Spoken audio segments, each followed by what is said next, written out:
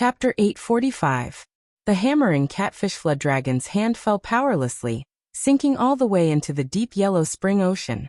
As the sledgehammer fell, a few unlucky yikshaws happened to block its path due to the change in the formation.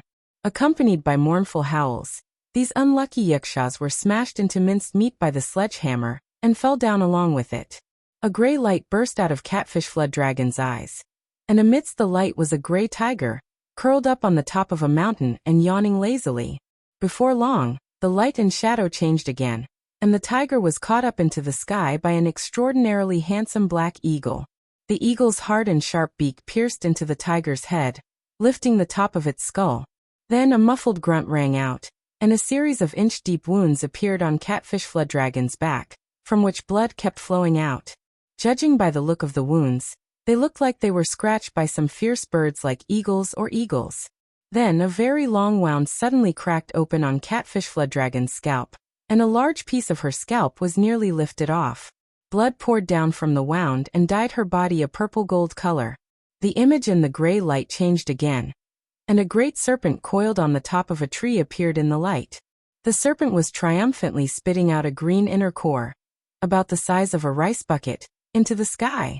A faint light was swirling around the inner core, and its poisonous aura was causing the surrounding trees to wither rapidly.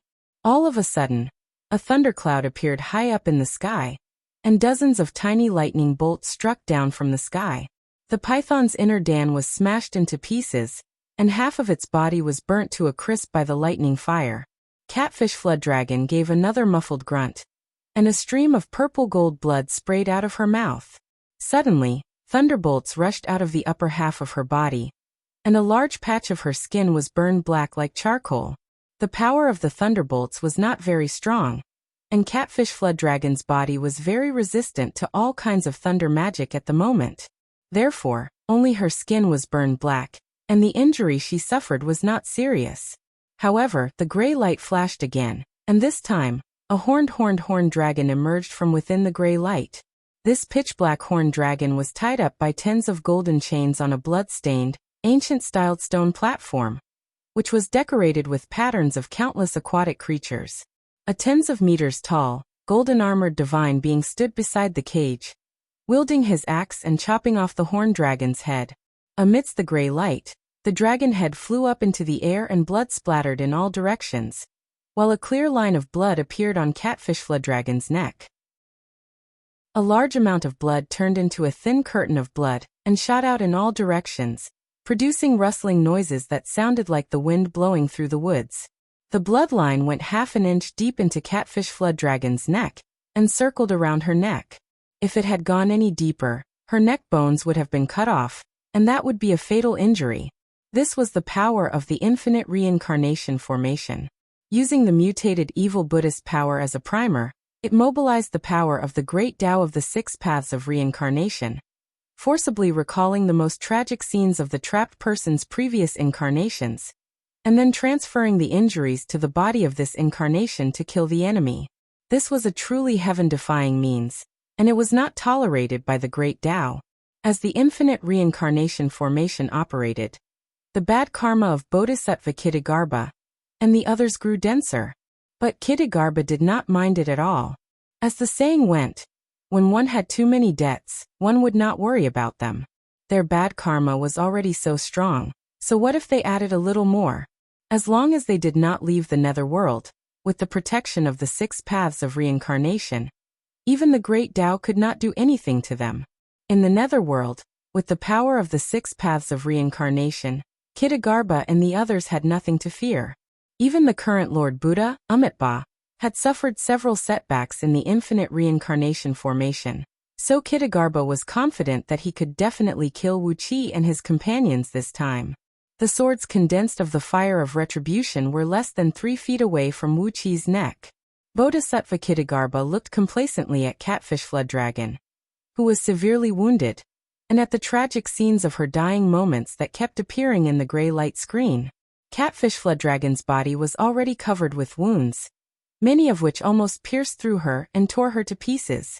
A primordial immortal was nothing more than this. Bodhisattva Kittagarbha burst out laughing.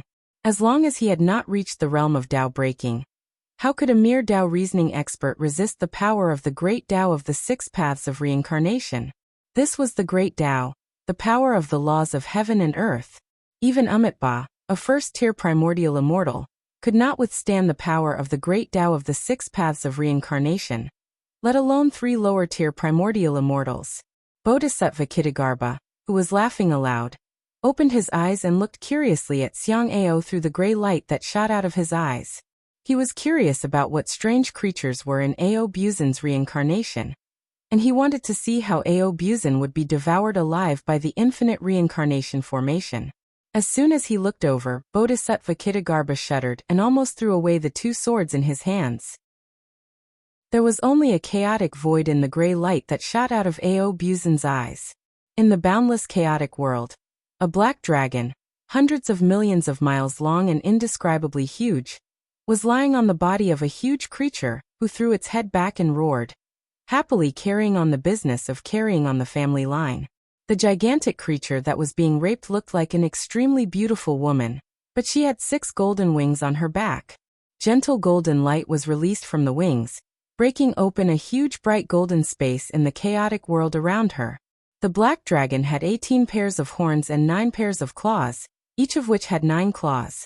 Shaking his head, he grabbed the beautiful woman's hands and feet, then wrapped his long body around her, firmly suppressing her in midair.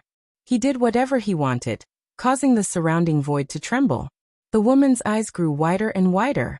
At last, she gritted her teeth, and a beam of golden light shot out of the center of her brows.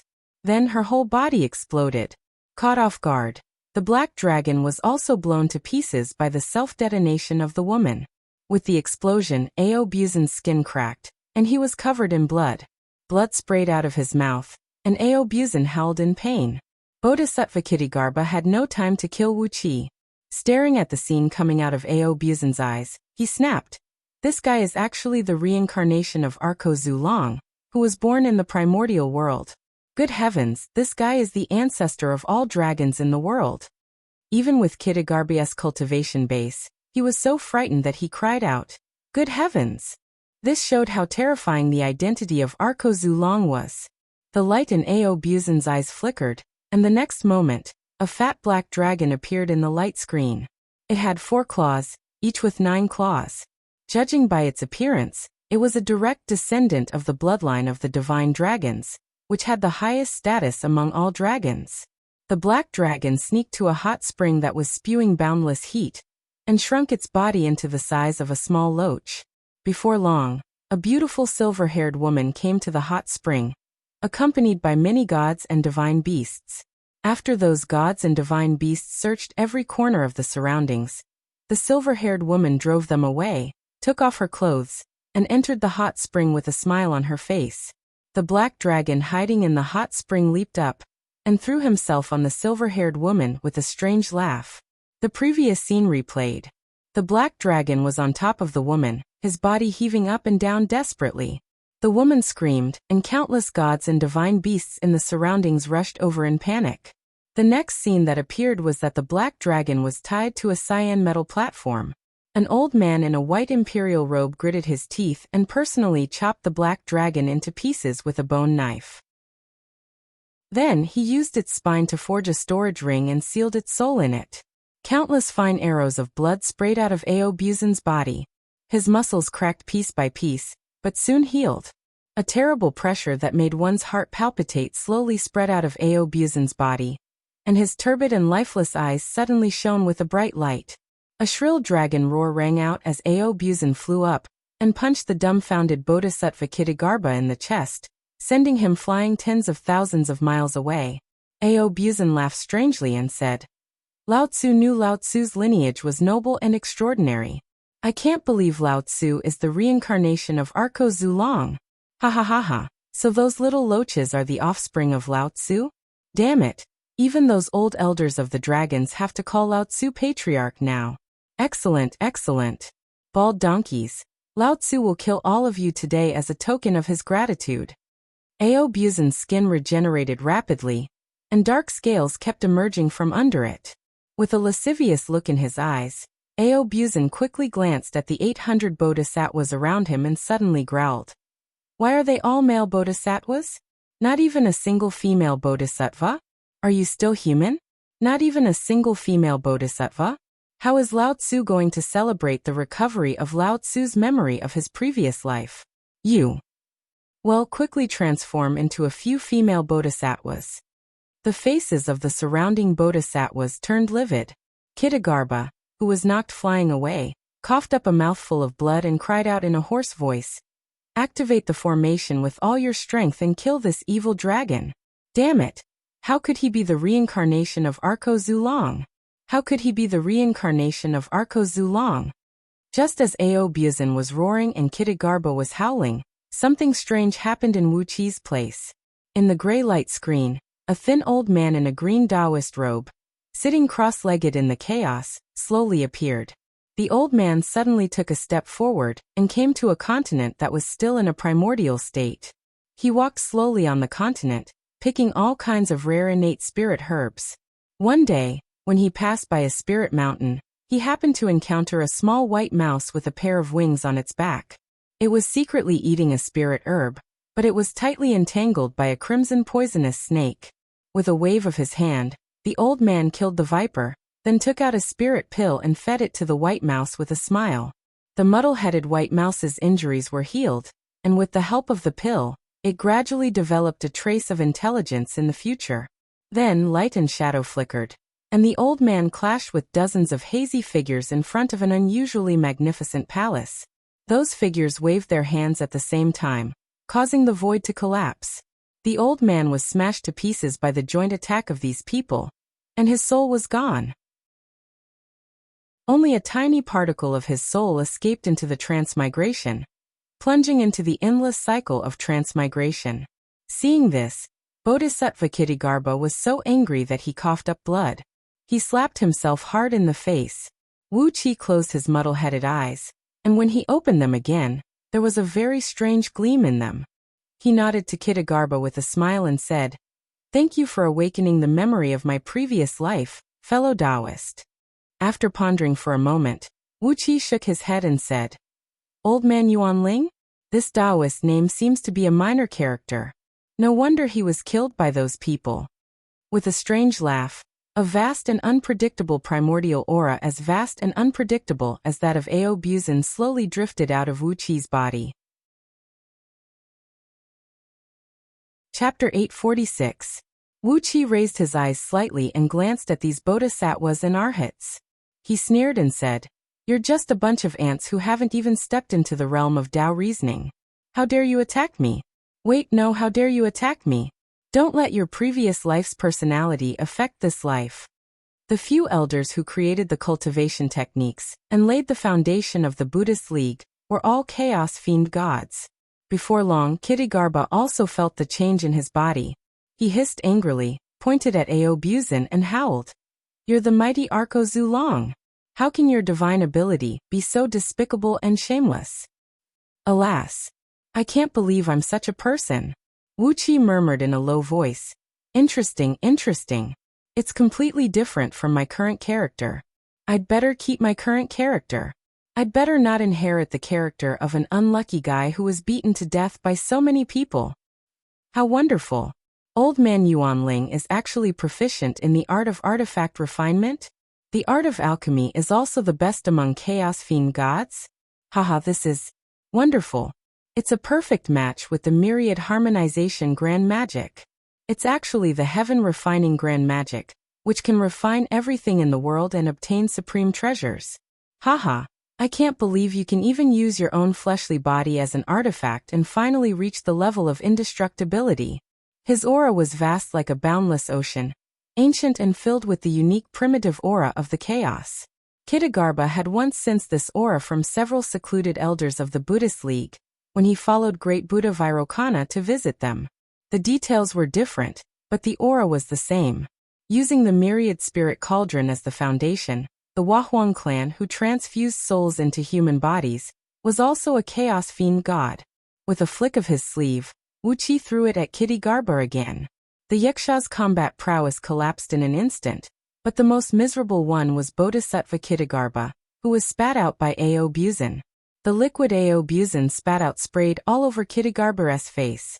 Caught unprepared, he even swallowed a large amount of the black liquid. Kittigarba turned pale with fright. He mobilized the true flame in his body to refine the black liquid, but as soon as the flame appeared, the black liquid immediately turned into a rich aroma that filled his internal organs. No matter how he burned it, he could not dispel it. Aobuzin laughed strangely, then cried out triumphantly, "Despicable? If your mother wasn't a slut, how would she have you?" Aobuzin, who had interpreted the word shameless and dirty to a level close to the realm of the heavenly Tao, laughed wildly. With a wave of his dragon claw, he went straight to Kittigarba's crotch and cried out, "Watch Lao Tzu pick the peach." Wonderful. With a flick of his sleeve, a few faint threads of light outlined a mysterious rune on the cuff. The eyes of the 799 bodhisattvas and 108,000 arhats were suddenly thrown into confusion. Their bodies went limp, and they were all pulled into Wuxia's sleeve. After taking away these bodhisattvas and arhats, Wuxia smiled at Bodhisattva Kittigarba and said, "Be good and come in as well." The black water he spat out was an extremely dirty divine ability he had comprehended in his previous life. If a male creature smelled the sweet aroma in the water, it would lose the ability to reproduce, and if a female creature smelled it, it would be aroused and would devote itself to the business of reproduction. There were 9 dragon claws under the dragon's abdomen, and each of them had 9 claws. Clearly, this was the true form of Arko Zulong in his previous life. After the memory of his previous life was awakened by the infinite transmigration formation, Aobuzin communicated with his previous life with a great divine ability. Although he could not restore the infinite divine ability of his previous life, he had pushed his fleshly body to a level no different from the perfect dragon body of his previous life in a flash. Well, I can retire the true body of heaven and earth scripture and the dragon transformation script now.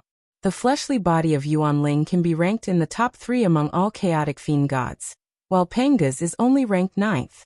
Wonderful. With the heaven refining grand magic, I can use the true body of heaven and earth scripture and the dragon transformation script to fool others. Aobuzin and Kittigarba tangled together. Aobuzin's mouth was full of obscenities, from Kittigarba's ancestors to his impossible daughters and granddaughters.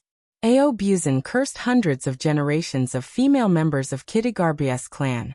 Kittigarba just silently waved the water whip and fought with Aobuzin. His hands kept changing incantation gestures, and beams of light kept flashing across his face, as if some seal in his body was gradually being unlocked. These Buddhist bodhisattvas had stayed in the netherworld for so many years. Their golden bodies were not only attacked by karma, but also assimilated by the evil and filthy water of the Yellow Spring. In the end, they simply refined their golden bodies and the water of the Yellow Spring into one, so that their fleshly bodies would not die until the Yellow Spring dried up. That was why Aobuzin had cut 3 men in half and Catfish had smashed the heads of more than a dozen men. But they could recover immediately by absorbing some water from the Yellow Spring. The few legendary figures who established the foundation of the Tao League were chaos fiend gods. Billowing black water swept across heaven and earth. Apart from Bodhisattva Kittigarba, the first to suffer were the countless yakshas of the Yellow Spring. With pale faces, the male yakshas reached out their hands to touch their nether regions. After smelling the subtle fragrance, their nether regions began to shrink rapidly and turn cold. Before long, their family jewels were as cold as ice. Kittigarba's face turned blue with anger. Ignoring the bizarre changes in his body, he clenched his teeth, chanted the name of Buddha, and used the Buddhist divine ability to subdue demons to fight with Aobuzin. With a sway of his body, Kittigarba's body swelled to hundreds of miles tall and transformed into the Dharma idol with 6 heads and 18 arms. The boundless water of the Yellow Spring rolled up and turned into dozens of water whips that lashed at Aobuzin. The great Saint Pangu, who had established the Pangu world and allowed so many living beings to thrive, was a chaos fiend god. Tisk, why are you so vengeful?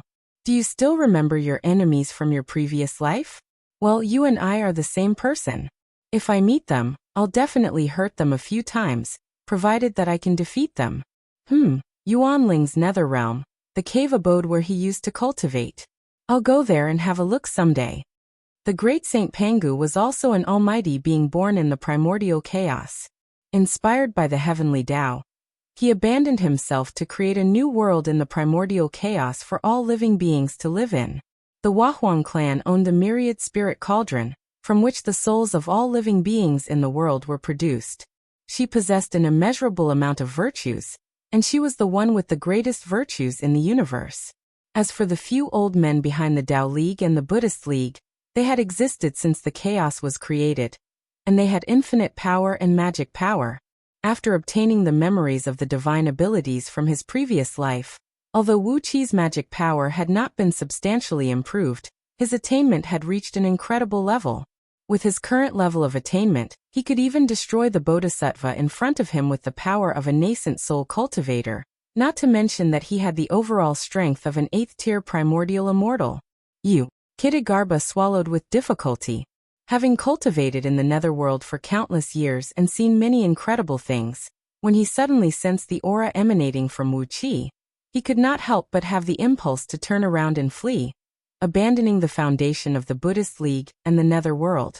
Seeing Ao Buzan spit out the sinister thing called the sun-chopping scorching dragon incense, Wu Qi hurriedly shielded himself and Catfish, then focused on watching the show. Over the course of countless eons, countless Chaos Fiend gods had fallen.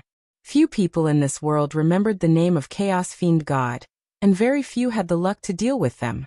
Even so, those who were aware of the might of the former Chaos Fiend deities would know that every single one of them possessed unimaginable power.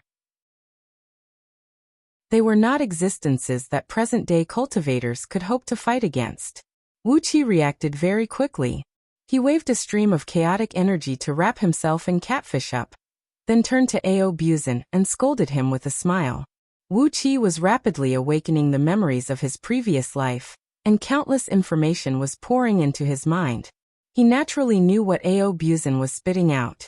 In those days, Arko Zulong was notorious among the Chaos Fiend gods, and he had even caused thousands of male primordial fiend gods to besiege and annihilate Arko Zulong.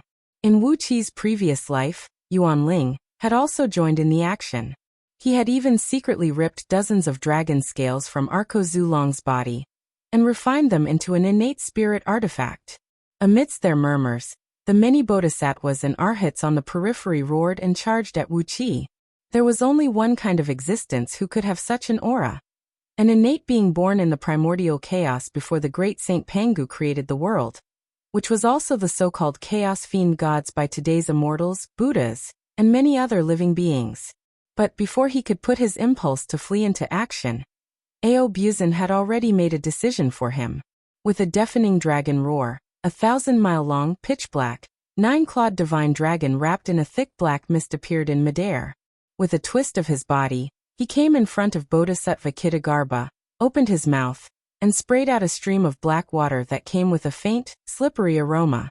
Even though in his previous life, Wu Qi was just an unlucky fellow who was attacked by dozens of Chaos Fiend gods and fell into the transmigration, and even though he only had the cultivation base of an 8th-tier primordial immortal now, as long as he had the divine abilities of his previous life, and could use a little of his magic power, any Buddha or primordial immortal would be as weak as paper in front of him, and could not withstand even a light blow from him. The female Yakshas, on the other hand, had their eyes spitting fire as they pounced on the male Yakshas beside them, throwing them into the Yellow Springs Ocean without any regard for the consequences. For a moment, the outer formation of the infinite transmigration shattered with a boom, and the Yakshas were entangled in a mess. The male Yakshas roared and screamed in panic, while the female Yakshas let out a cry like a cat on a spring night, hugging the male Yakshas and refusing to let go. The primordial aura emanating from Wu Qi's body grew stronger and stronger, and his eyes grew brighter and deeper. Gradually, his eyeballs could no longer be seen in his eye sockets, leaving only two masses of dark mist that emanated a bizarre power that could suck away one's soul like black holes. Bodhisattva Kitagarbha's legs were trembling. At that moment he really had the impulse to leave everything behind and flee. At this moment, Kitagarbha had unleashed the monstrous water of the Yellow Spring to fight Ao Buzan. Dozens of water whips larger than Ao Buzan swept across the sky, forcing Ao Buzan to dodge, and not daring to touch the water. No matter how filthy and obscene Aobuzin was, he did not dare to be careless in the face of the filthy and evil water of the yellow spring. Even though his dragon body was not afraid of the water, it was like a living man would not jump into a cesspool for no reason. It had nothing to do with his strength, but his obsession with cleanliness. Chapter 847. As he spread his sleeve, it was as if the whole world was enveloped by it. A few mysterious talismans outlined by silver threads flickered at the cuff, each of which seemed to contain the infinite mysteries of heaven and earth and the universe.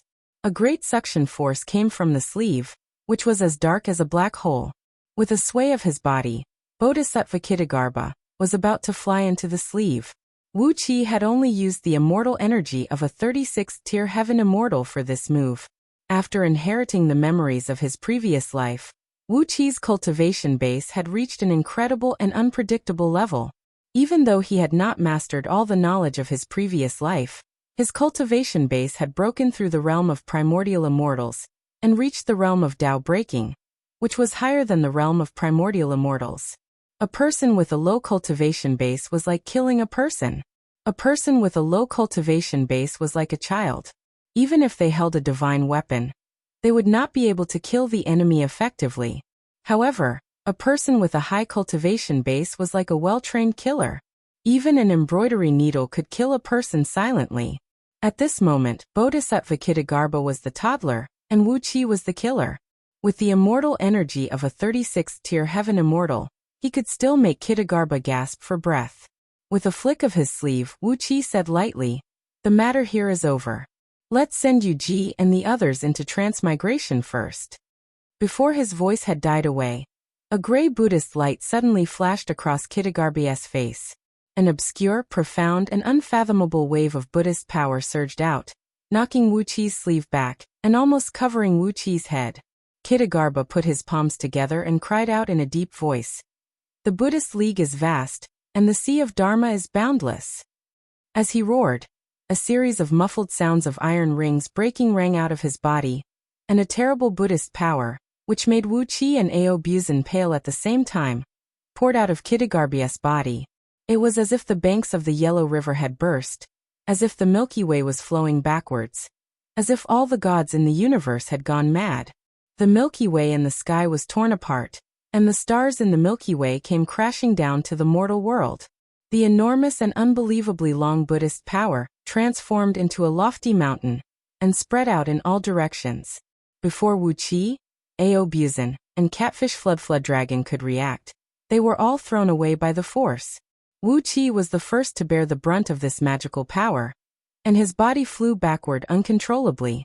The quality of this magical power was not very high. Even the essence of the magical power of a peak-level gold immortal could not hurt Wuxia, but the amount of this magical power was so great that it rolled up Wuxia and pushed him backward like a torrent. Wuxia tried to stabilize his body with 18 restrictive spells, but the gray magical power came whistling over. Wuxia was thrown tens of thousands of miles away in a whirl, unable to stop the momentum of his retreat. Aobuzin gave a long roar. One of his dragon whiskers flew out and rolled up Catfish Flood Dragon, and then his huge body was thrown away by the magical power. His scales crackled as they slid swiftly like oars. Their sharp edges cut through the torrents of magical power around them, allowing Aobuzin to swim freely in the violent turbulence. But the magical power rushing out of Kitagarbha's body was too great. Even though Aobuzin's scales had the power to break the magical power, he still could not control his body well. Kitagarbha put his palms together and chanted the name of Buddha in a low voice. His body had returned to its 60 feet long golden form, shrouded in the red lotus karmic fire. The flames shooting out of his eyes shot straight at Wuxia, burning Wuxia's body and causing him severe pain. The bright and clear flame of the Buddha burned Wuxia's skin and went straight into the depths of his skin. Although his skin and muscles were fine, wherever the flame passed, the vitality of Wuxia's skin was rapidly draining away. Soon, his skin became withered like ashes after the firewood had been burned out. Buddhist power, which was almost tangible, hovered around Kitagarbha, turning into 42 wheels of the Buddhist League that glowed with a gray light and kept spinning. As they spun, they produced a deep rumble that sounded like rumbling thunder. An enormous pressure swept out in all directions, suppressing Wuxia so much that he could not even circulate his magical power. Wuxia looked at Kitagarbha in horror. He was still a peak-level gold immortal with the cultivation base of a bodhisattva, and the essence of his magical power had not improved to the level that a Dao reasoning expert should have. If the essence of a Dao realm expert's magical power was a diamond, then the essence of a peak-level gold immortal's magical power was an ordinary lump of mud. When the soft and crisp mud collided with the diamond could easily break the mud and crush it. But when the number of mud reached an abnormal level, it was extremely difficult for a small diamond to break the mud. The essence of Kitagarbha's magical power was still that of a gold immortal, but the amount of his magical power was simply appalling. As an 8th-tier primordial immortal, Wuxia's total magical power was more than 100,000 times that of an ordinary peak-level gold immortal, but Kitagarbha's total magical power was millions of times more than Wuxia's. Compared with Kitagarbha, Wuxia's magical power was a stream, while Kitagarbha's was an ocean. He had an overwhelming advantage in magical power. A freak! Wuxia and Audiobook cried out in unison. Kitagarbha smiled and waved a hand with a calm expression, throwing a lotus flower condensed from the red lotus karmic fire at Wuxia. A freak, he said coolly. I've been guarding the netherworld for countless eons, but I can't become a Buddha because of my great wish. But I've been refining my magical power here, using the power of the 6 paths of reincarnation, and the water of the yellow spring to temper my Buddhist power.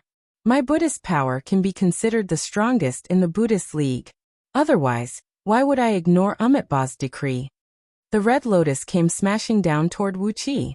Although it was only the size of a fist, it gave Wuxia an irresistible feeling. Wuxia waved his left hand. The innate energy of the 5 elements, metal, wood, water, fire, and earth, on his fingers transformed into 5 beams of sword energy that shot out and hacked at the red lotus.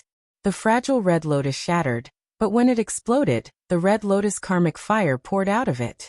Wuxia's left hand trembled, and then it was forcibly dislocated by the red lotus karmic fire.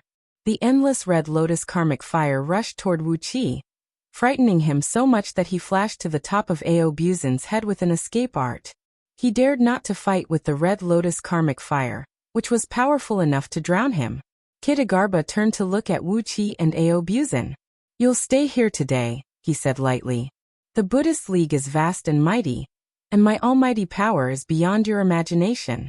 I can't believe you are all reincarnated chaos fiend gods. I'll capture you alive, send you into the transmigration, and squeeze out all the wisdom of your previous lives in your souls.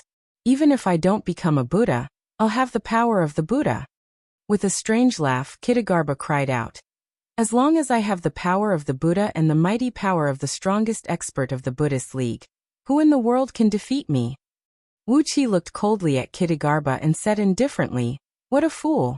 Your magic power is simply appalling. Even a Tao-breaking expert does not have such a terrible magic power. It's no wonder you have been guarding the netherworld for countless eons. Unfortunately, even if you have such magic power, what's the use if you can't use it at all? Kitagarbha laughed confidently. Even Amitabha can't do anything to me, so what can you do? Wuxia took a deep breath. For the first time, his chaotic energy began to circulate according to the cultivation technique of the heaven refining grand magic. Accompanied by a mysterious immortal tune, a gray Wuxia rushed out of the top of Wuxia's head. A translucent 3-legged cauldron wrapped in a faint spirit light slowly emerged from the top of Wuxia's head. Heaven refining grand magic. There is nothing in the world that cannot be refined. Heaven stealing grand magic. There is nothing in the world that cannot be stolen. Stealing and refining indeed complements each other, wonderful beyond words. Wuxia had turned into 2 balls of pure black that kept spinning. A faint gleam shone in his deep eyes as his divine sense enveloped Kitagarbha. Suddenly, he crooked his finger and cried out. Bodhisattva Kitagarbha, you are controlling your magic power with your Buddha heart cultivation base, aren't you? Buddha heart consciousness, return now. As he crooked his finger, Kitagarbha suddenly let out a miserable howl. A beam of spirit light shot out from between his brows, and was swallowed by the three-legged cauldron hovering over Wuqi's head. Purple smoke rose from the cauldron, and a strange aroma filled the air. Before long, a loud bell rang out, and a fist-sized, pure white pearl slowly flew out of the cauldron, giving off a faint aroma of ambergris. Wuqi grabbed the pearl, and threw it to Xiang Ao. Ao Buzin laughed wildly in both horror and joy, then swallowed the pearl. He looked at Wuqi in a flattering manner and cried out, "Master, you're amazing! I can't believe you can even refine this bald donkey's Buddha heart into a pill." All of a sudden, Ao Buzin screamed in horror. "Damn it! How can something like the Buddha heart be extracted? How is that possible? It's the source of the divine power that bald donkeys of the Buddhist League have cultivated for countless reincarnations." Amidst Ao Buzin's screams, Bodhisattva Kitagarbha also let out a strange cry of horror. He still remembered countless Buddhist scriptures, divine cultivation techniques, and mystic arts, but he suddenly forgot what they meant. It was like a scholar suddenly forgetting all his knowledge in front of the emperor in the great hall of the palace examination. He still remembered everything, and he could still recite all the scriptures backwards, but he had completely forgotten what they meant, and all the knowledge that extended from them. The 42 Buddhist wheels around Kitagarbha disintegrated with a boom. Although they were the magic power he had cultivated painstakingly, he could no longer control them now. They were right next to him, and he could sense their existence, but he had forgotten how to control them, and how to use them to exert a terrible power that was comparable to that of a Buddha. Wuqi burst out laughing and said in a low voice, "That's a good gain." He pointed a finger at the cauldron over his head. A loud rumbling noise rang out as the enormous magic power around Kitagarbha turned into a torrent and poured into the cauldron. Before long, all of Kitagarbha's magic power was absorbed by Wuqi. Staring blankly at Wuqi, Kitagarbha snapped, You're an evildoer."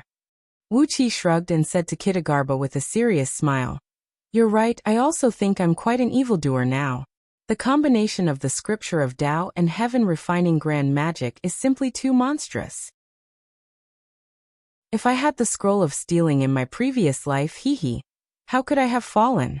With a flick of his sleeve, Wuqi put Kitagarbha into his sleeve, and then with a flick of his finger, the mountains that stretched for millions of miles around the 6 paths of reincarnation collapsed with a boom, and all the Buddhist gardens on the mountains were turned to dust.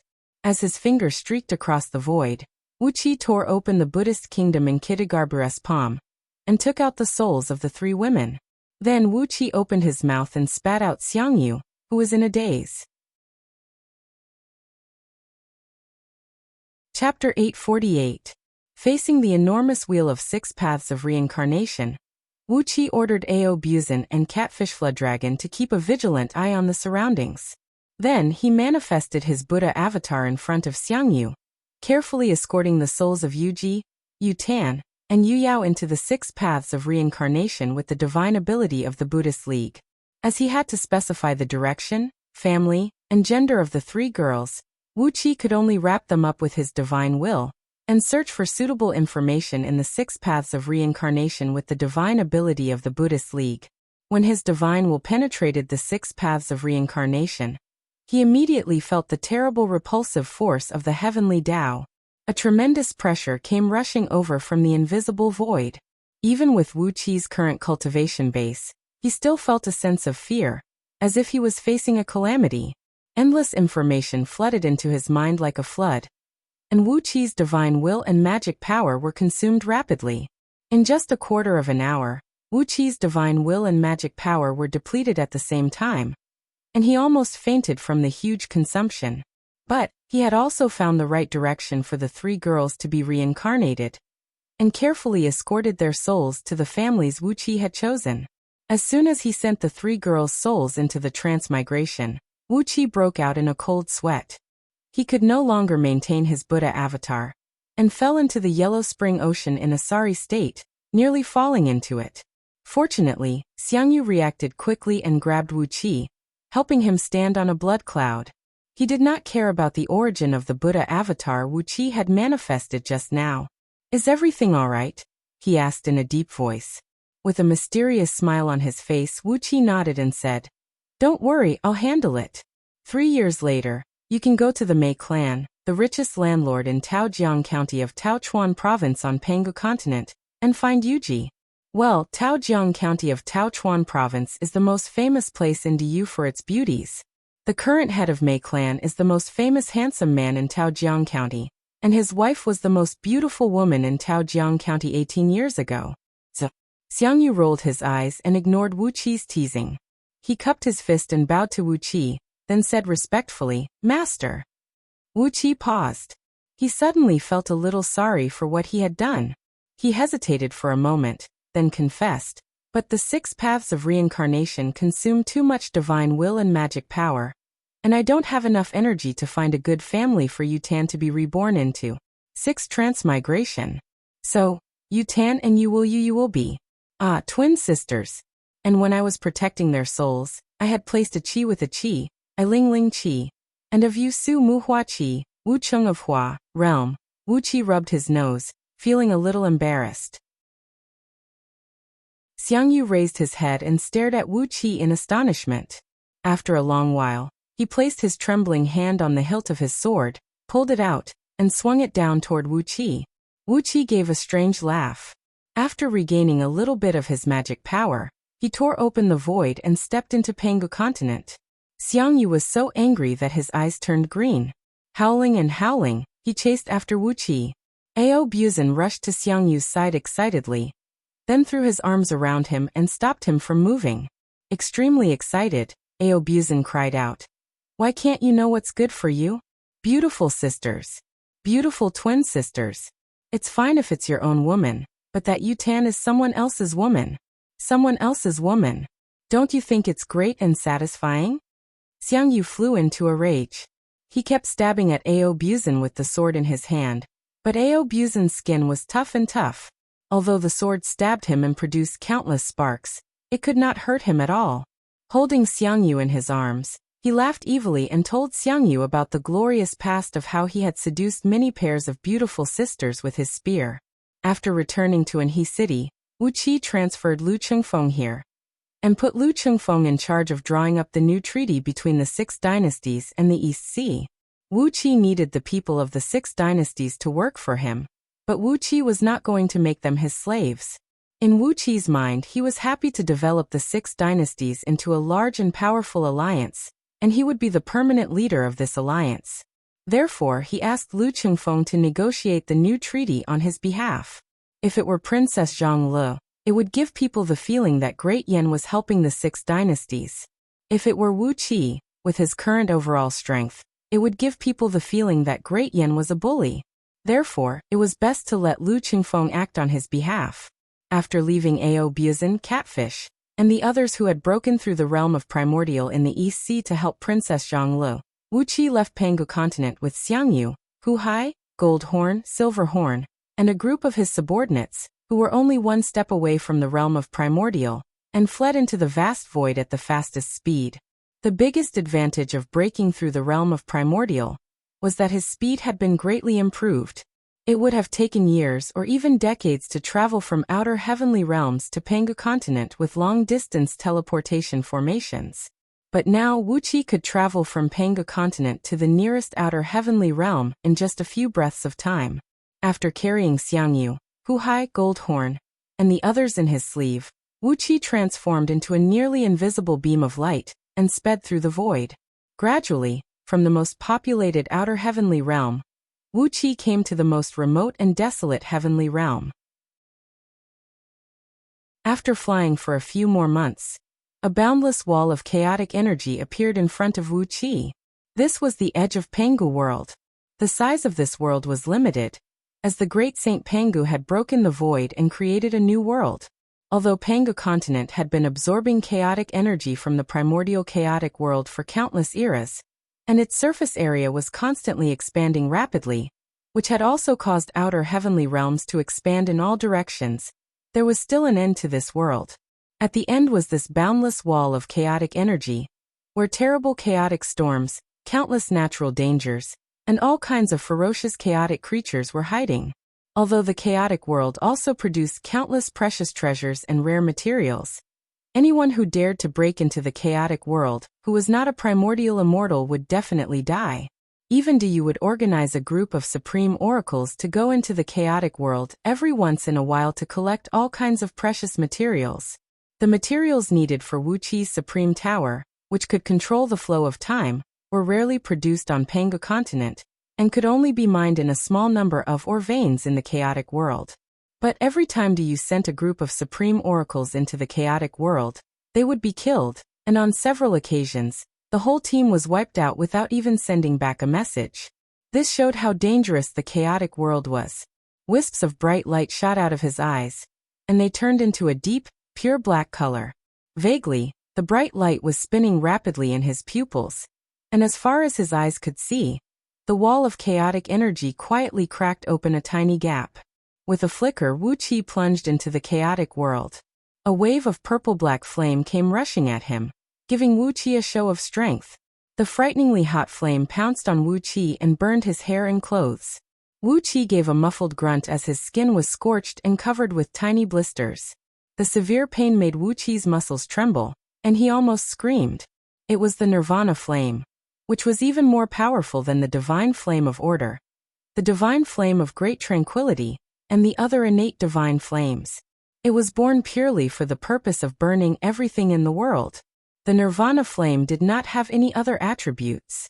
It did not have much destructive power against spiritual beings such as divine sense and soul, but it had a destructive power against all corporeal beings such as the Dharma bodies of immortals, the golden bodies of Buddhas, and even innate spirit beings. The torrent of Nirvana flame that Wuxi encountered was relatively thin, and the power of the flame was not too strong. Even so, Wuxi was badly burned, and his handsome face was badly burned. If he ran out in the middle of the night, it would be enough to scare someone to death. Clumsily, Wuxi activated the Natural Phenomena Medallion and sprayed out a large cloud of smoke to wrap him up. Then he took a deep breath and rushed out of the 10,000 miles wide Nirvana flame, rushing back into the depths of the chaotic world. At the same time as he left the place, Wuxi carefully collected a wisp of Nirvana flame and stored it in his body, using the myriad harmonization grand magic to slowly refine it. After traveling through the chaotic world for over 3 months, Wuxi was badly burned by the heavenly thunder and earthly flame. His skin was badly cut by the raging xianbing that suddenly sprayed out from the chaotic world, and he was chased by a nest of black-tailed spirit bees for 3 days and 3 nights. After going through hundreds of dangerous situations where he almost died and his soul vanished, Wuxi finally found a large rock that hovered motionlessly in the middle of the chaotic world, relying on his bizarre divine abilities and extraordinary treasures. This cyan rock was roughly disc-shaped. A little bit excited, Wuxi stepped onto it and gently waved his right hand. Tens of extremely fine silver threads outlined a few mysterious runes and fell into the rock. A bright light soared into the sky, and Wuxi was teleported out of the chaotic world. This was one of the 8 billion void teleportation stones Yuanling left in the chaotic world. Relying on these 8 billion void teleportation stones, Yuanling traveled across the chaotic world and collected countless natural treasures, which made him the #1 artifact craftsman, an alchemist among all chaos fiend gods. It was through years of continuous refining of various rare materials that Lord Yuanling was able to create the heaven refining technique, this overbearing divine ability. Light and shadow flickered in front of him, and dense, pure Yuanling's clear air blew over. All the pores on Wuqi's body opened up, greedily absorbing this clear air that originated from the primordial world, and was on the same level as the chaotic qi. In front of him was a small planet that was even smaller than Earth. On this exquisite and perfect planet, every mountain, every river, every grass and every tree had been carefully arranged, without any flaws. A small sun was rotating around this planet, providing enough light and abundant spiritual energy to make this planet full of endless vitality. This was Yuanling's nether realm, the place where Wuqi's previous life, Yuanling cultivated. In the depths of Yuanling's nether realm, in the chaotic world, it was the birthplace of Yuanling. Thanks to all kinds of natural hazards, even those chaos fiend gods did not know where Yuanling's nether realm was located. Taking a few deep breaths, Wuqi performed an incantation, bypassing the numerous restrictive spells on the periphery of Yuanling's nether realm, and silently landed in front of the cave abode, the Yuan Cave, where he used to cultivate in those years. The trees near the Yuan Cave swayed even though there was no wind. Large leaves fell slowly and gently into Wuqi's body. The spiritual energy contained in each leaf was comparable to a supreme-grade primordial Jin Dan, which was strengthening Wuqi's fleshly body and foundation. Wuqi sighed, clasped his hands behind his back, and nodded as he said, "I'm back." Was there something wrong with my head back then? Why doesn't this place keep any animals? Otherwise, I would have produced hundreds of primordial immortals as my henchmen over the years. TSK, with my weird temper, how did I get through it all alone? Even if I don't keep a bunch of henchmen, you can keep a few wives, and I'll have a few strong backers now. After complaining about his previous life for a while, Wuqi waved his hand, and Xiangyu, Hu Hai, and the others tumbled out of his sleeve. Chapter 849. When Wuqi unleashed his divine will, he sensed the wisp of Yuan Ling's soul in Wuqi's divine will, and the 6 treasures obediently threw themselves into Wuqi's arms. The Yuan Cave was the cave where Yuan Ling used to cultivate. It was a small cave dug by Yuan Ling himself, measuring only about a mile in both length and width. Inside, there was only an alchemy chamber, an artifact chamber, and a study room. After entering the Yuan Cave, there were 3 doors that led to 3 rooms. There was no bedroom for one to live in, nor was there a living room to entertain guests. Looking at the simple layout, Wuqi could not help but sigh again. After leaving the artifact chamber, Wuqi brought Xiangyu and Hu Hai into the study room, which was as messy as a garbage dump. With a gloomy face, Wuqi looked at the messy pile of old papers in the study room and said to Xiangyu and Hu Hai with an embarrassed smile, "Well, in my previous life, he was a little slovenly." Grinning at the confused Hu Hai, Wuqi said frankly, "Well, I've found that you have the potential to be my hired thug, so I'm going to improve your cultivation base and make you my hired thug." "Well, you said that you do not know how to govern the country, nor do you know how to manage the affairs of the imperial court. Apart from eating, drinking, and having fun, you can only be my hired thug. In fact, there is nothing wrong with being a hired thug. If you do a good job, I'll give the Qin state benefits." There were 180 round cauldrons in the alchemy chamber, and 180 in the artifact chamber. These 360 cauldrons were the clones of Yuan Ling's heaven refining cauldron. When these cauldrons were combined into one, it would be the true form of the heaven refining cauldron, which possessed the mighty power to refine everything under the heaven. After a moment of silence, Wuqi patted Hu Hai's head. The prison wagon that had trapped Hu Hai for over 2,000 years, and was personally forged by him, collapsed with a boom. Bewildered, Hu Hai staggered to the ground. "I find you a little interesting," said Wuqi coolly. "You are much more interesting than your well-behaved elder brother Fu Su. So, I'm prepared to groom you." Xiangyu followed quietly behind Wuqi. Based on his character, since he had already acknowledged Wuqi as his master, he would never change his mind. Hu Hai, on the other hand, looked left and right with a little curiosity and fear, and suddenly asked Wuqi, "Prince Tianyan, why did you bring Hu Hai here?" He brought Xiangyu and Hu Hai into the elixir chamber. The chamber was originally only about an acre in size, but because of the restrictive spells laid out by Yuan Ling, the interior of the small chamber could expand almost infinitely. 180 huge purple cauldrons were erected in the alchemy chamber that was filled with purple smoke. Each of them was emanating a terrible fluctuation that almost knocked Xiangyu and Hu Hai unconscious. Wuqi sighed softly. Then the shouts of Yuan Qing and the others came from outside. In those days, Yuan Ling was either refining pills, crafting weapons, or writing down his experiences in refining pills and weapons in his study. The powerful body and soul of a chaotic fiend god made Yuan Ling not need to rest, eat, drink, or defecate. All his thoughts were immersed in refining pills and weapons, and he had nothing else to ask for. He didn't even understand why he worked so hard in refining pills and weapons, but he just did it. His face blushed slightly, and he put all the old papers into his sleeve. After that, he carefully picked up 2 gray jade slips from the stone table placed right in the middle of the study room, both of which had no luster or luster. The Book of Alchemy and Weapons were all Yuan Ling's painstaking efforts in refining pills and weapons. A gleam of madness flashed in Hu Hai's eyes.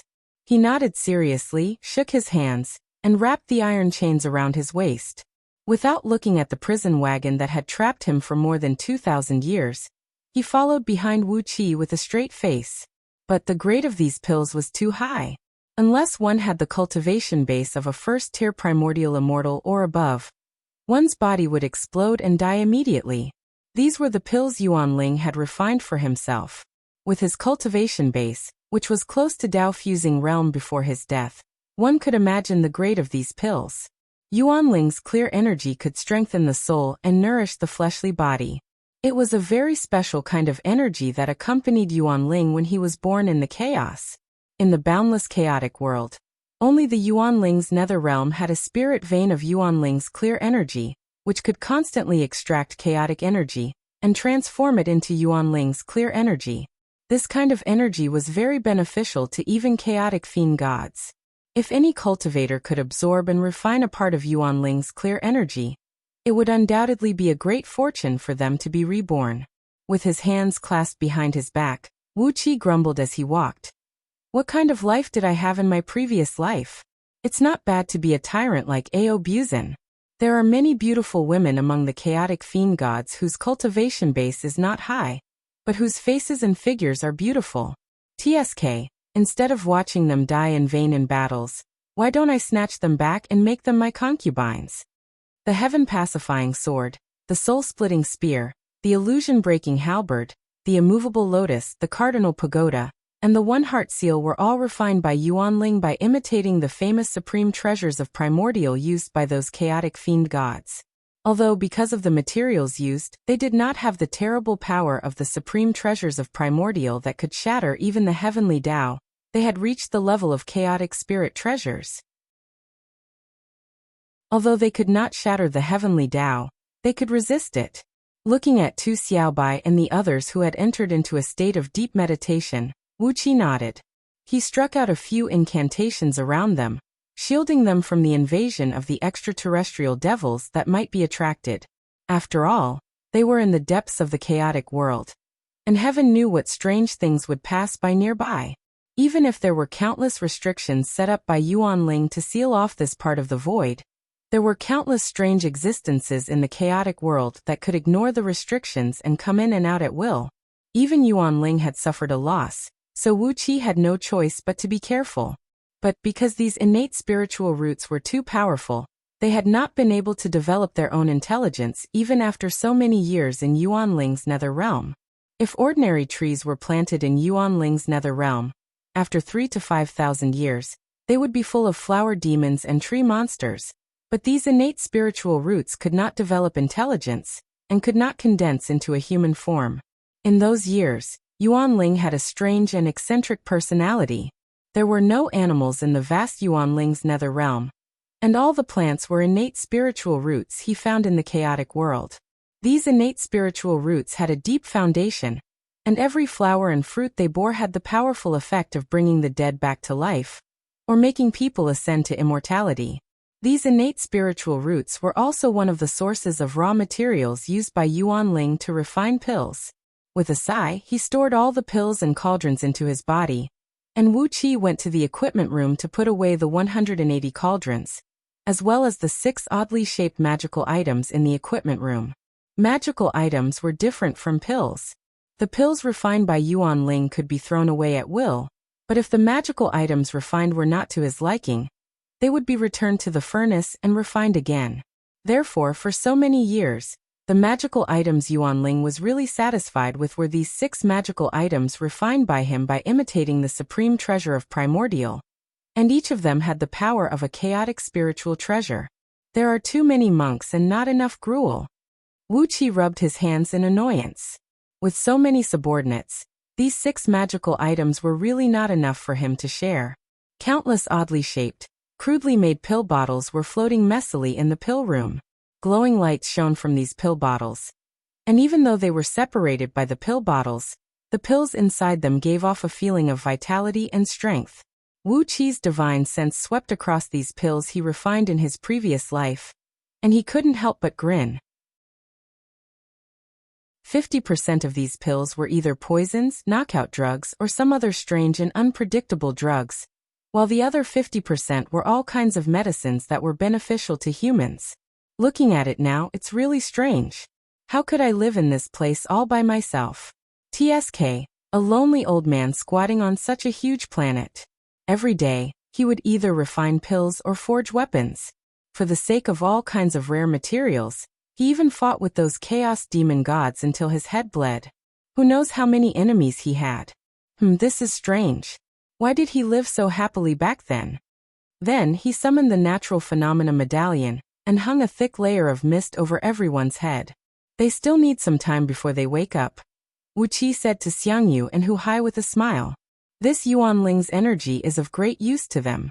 Originally, it would be a hindrance to let them break through to the realm of primordial with the help of virtues, but with Yuanling's energy to stabilize their foundation, there will be no hindrance when they break through again. After pondering for a while, Wuxia decided on the whereabouts of these 6 magical items. Very few of the pills and magical items crafted by Yuanling were leaked to the outside world.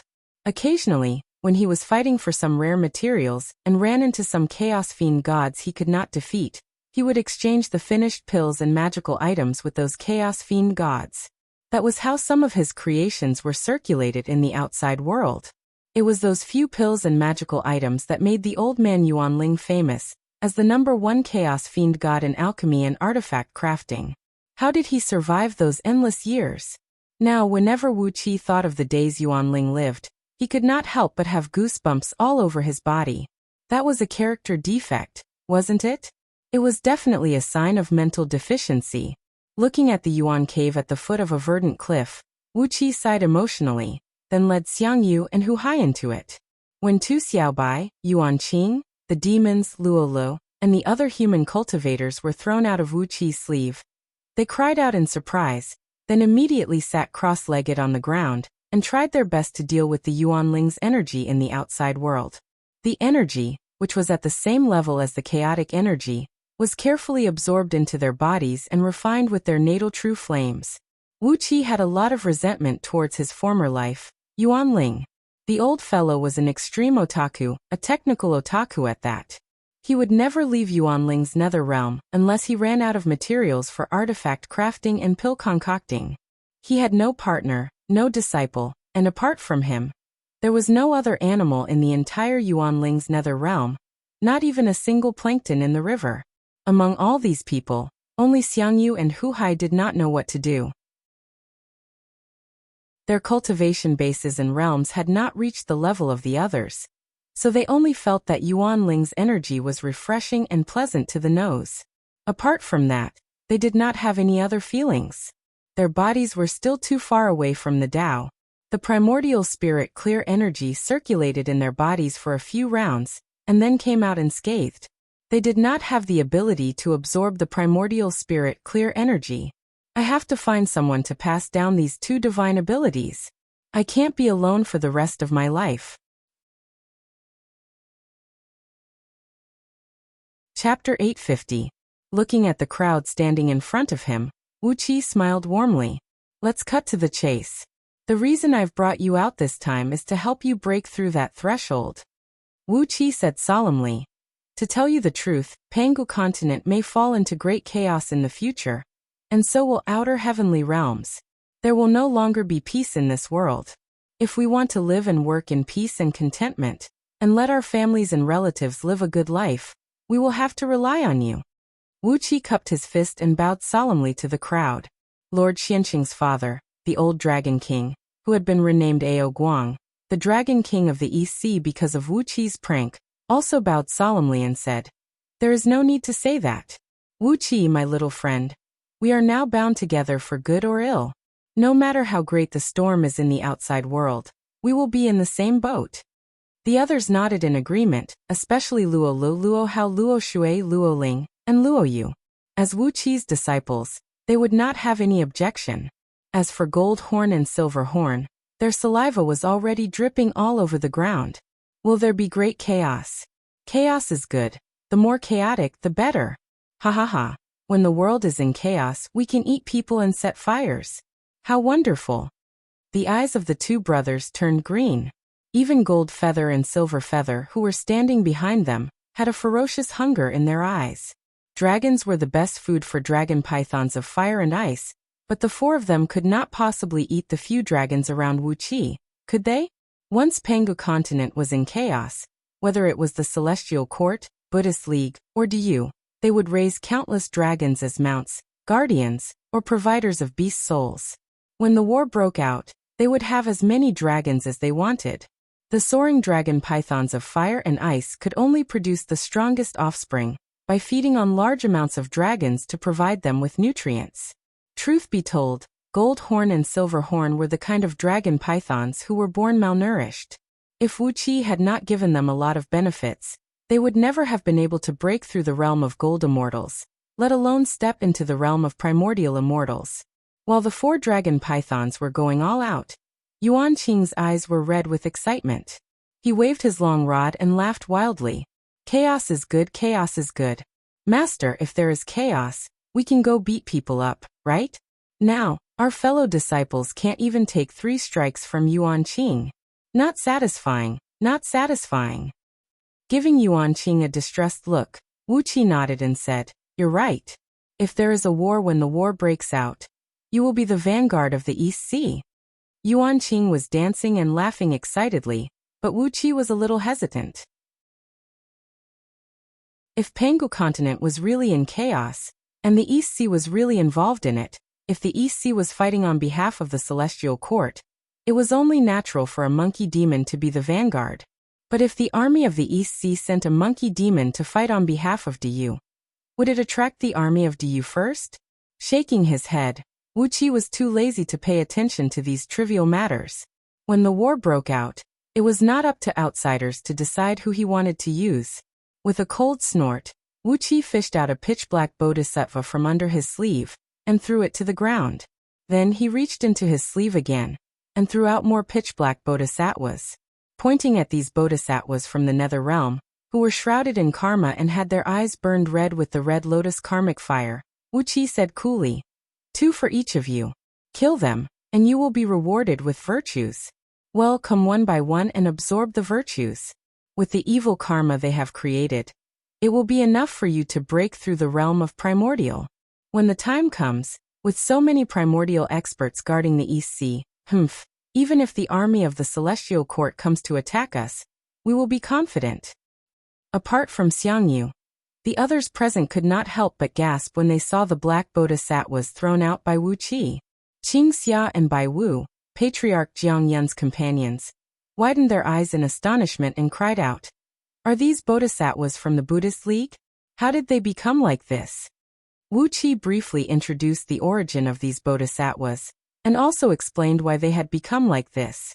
When the crowd heard that Wuxia had gone straight into the nether realm, and killed all the bodhisattvas and arhats from the nether realm, their faces turned extremely interesting. Did this mean that he had become the sworn enemy of the Buddhist League? But when they thought about what Wuxia had done in the past, he had killed 3 Buddhas and robbed Buddha Fudu, so killing a few bodhisattvas was nothing to them. Clearing his throat, Luo Lu, the head of Luo clan, took a careful step forward. Although his 3 granddaughters were Wuqia's disciples, the seniority between him and Wuxia was not the same. He bowed respectfully to Wuxia and said, using the title of a disciple of the underhand sect, "Sect leader, why don't I be the pathfinder?" Wuxia nodded, waved his hand, and said with a smile, "You can do it one by one. You can give it a try first. Although this is the depths of the chaotic world, as long as you are born in Pangu world, you cannot escape the surveillance of the heavenly Tao of that world. By killing these bodhisattvas, you will be rewarded with virtues, and as long as you can step into the realm of primordial, you will face the heavenly tribulation." After calculating with his fingers for a while, Wuxia smiled and said, "Since you have stepped into the Tao with virtues, the power of the heavenly tribulation will not be too strong. I will also share a part of the heavenly tribulation's power with you. Just focus on comprehending the enlightenment of the heavenly Tao when you break through the realm of primordial." Luo Lu answered respectfully, Carrying the two bodhisattvas who could not move and could only roll their eyes, he strode a mile away, then unleashed his flying swords to cut open the two bodhisattvas' foreheads, shattering their natal relics and a wisp of their true spirits. With his cultivation base of a peak-level gold immortal, Luo was much stronger than the two bodhisattvas. On top of that, the two bodhisattvas were powerless to resist, so Luo killed them easily.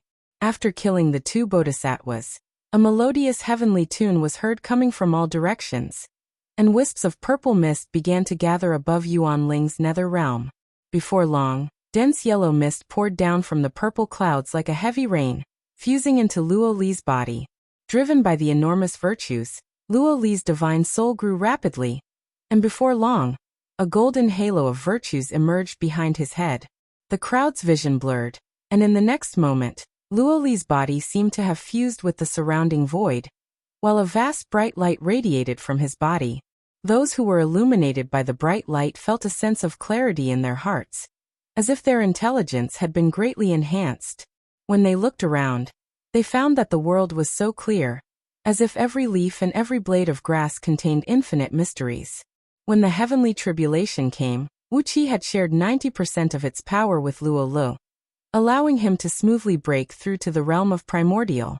Wuxia asked him to go aside and absorb Yuan Ling's energy to stabilize his cultivation base, then asked Luo how to continue with the same process. One after another, the people brought here by Wuxia stepped into the realm of Tao by virtue of virtues. Everything went smoothly for those who came before him, but when the last one, Yuan Qing, was about to break through, he suddenly sensed an unusual sign.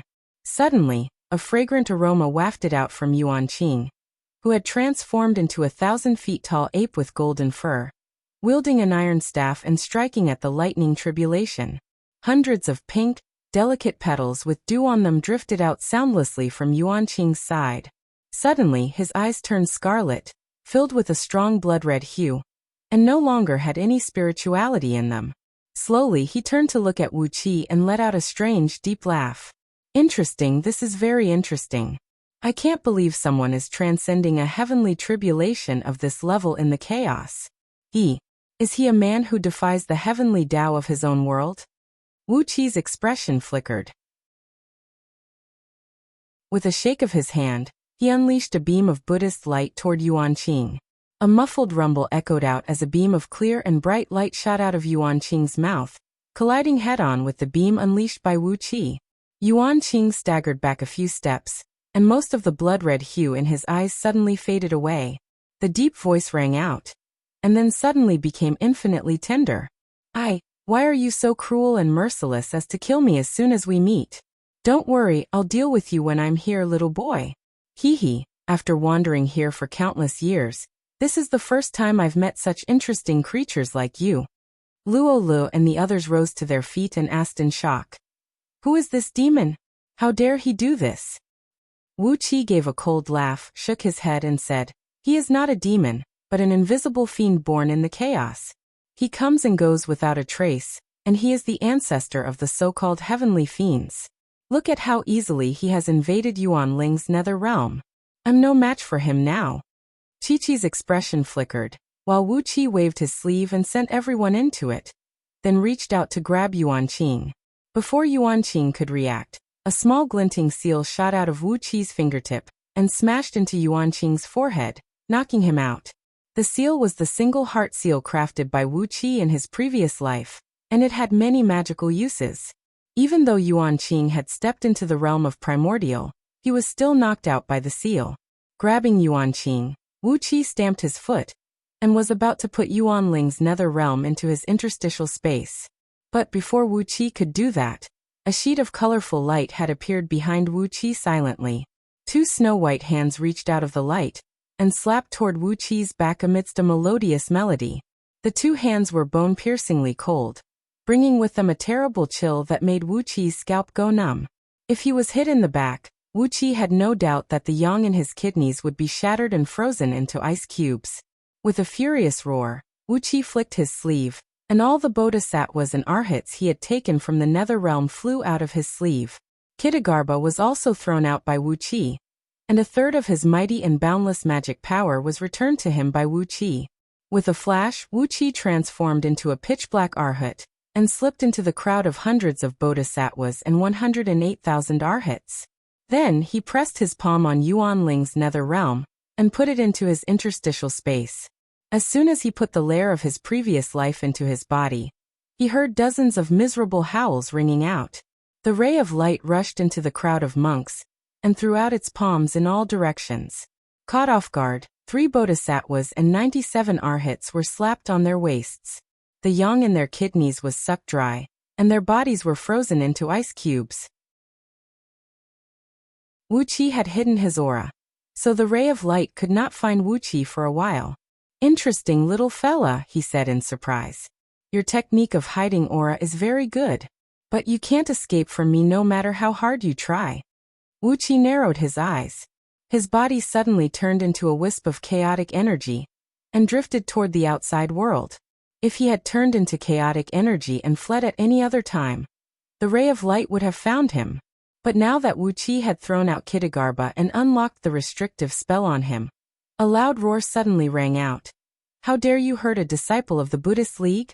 The Buddhist League is vast, and the sea of Dharma is boundless. Infinite transmigration formation, arise!" A loud rumble rang out, and the chaotic airflows in the surroundings became extremely chaotic.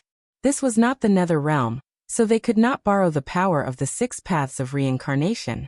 But these monks had formed a formation, and by relying on their own Buddhist power, they had simulated a small 6 paths of reincarnation in the void. An enormous force restrained the ray of light, and Wuxia took the opportunity to leave. Chapter 851. Suddenly, a large hole thousands of miles in diameter was torn open in the boundless wall of chaotic energy, and Wuxia shot out of it like a bolt of lightning. He used all his divine abilities to break through the void and flew toward Pengu continent at the expense of overdrawing his energy. Even with Wuqia's cultivation base of 8th tier primordial immortal and his attainment in the realm of Tao breaking, it only took him 20 days to return to Pengu continent with a mouthful of blood. When he landed heavily on the top of a mountain outside Anhe City, Wuxia flung the people out of his sleeve and pressed his palm on Yuanqing's head, whose eyes were still a little red. Buddhist energy flowed into his body, expelling the remaining fiend energy in his brain. Looking at the uneasy crowd, Wuxia smiled bitterly and said, "It's all right, we've gotten rid of that fiend for now. Well, a scapegoat has helped us stop him. I don't know how long we can hold him back, but I don't think he can come here." Pengu continent was now the focus of the struggle between the Celestial Court, the Buddhist League, and Diyu. If an invisible fiend in the chaos invaded Pengu continent and stirred up trouble, he would most likely be attacked by the joint forces of the Celestial Court and the Buddhist League. So there was no need to worry that he would bring more trouble to Wuxia. With a long sigh, Wuxia counted his gains. There was no doubt that Yuanling's nether realm would bring great benefits to Wuxia and the people around him.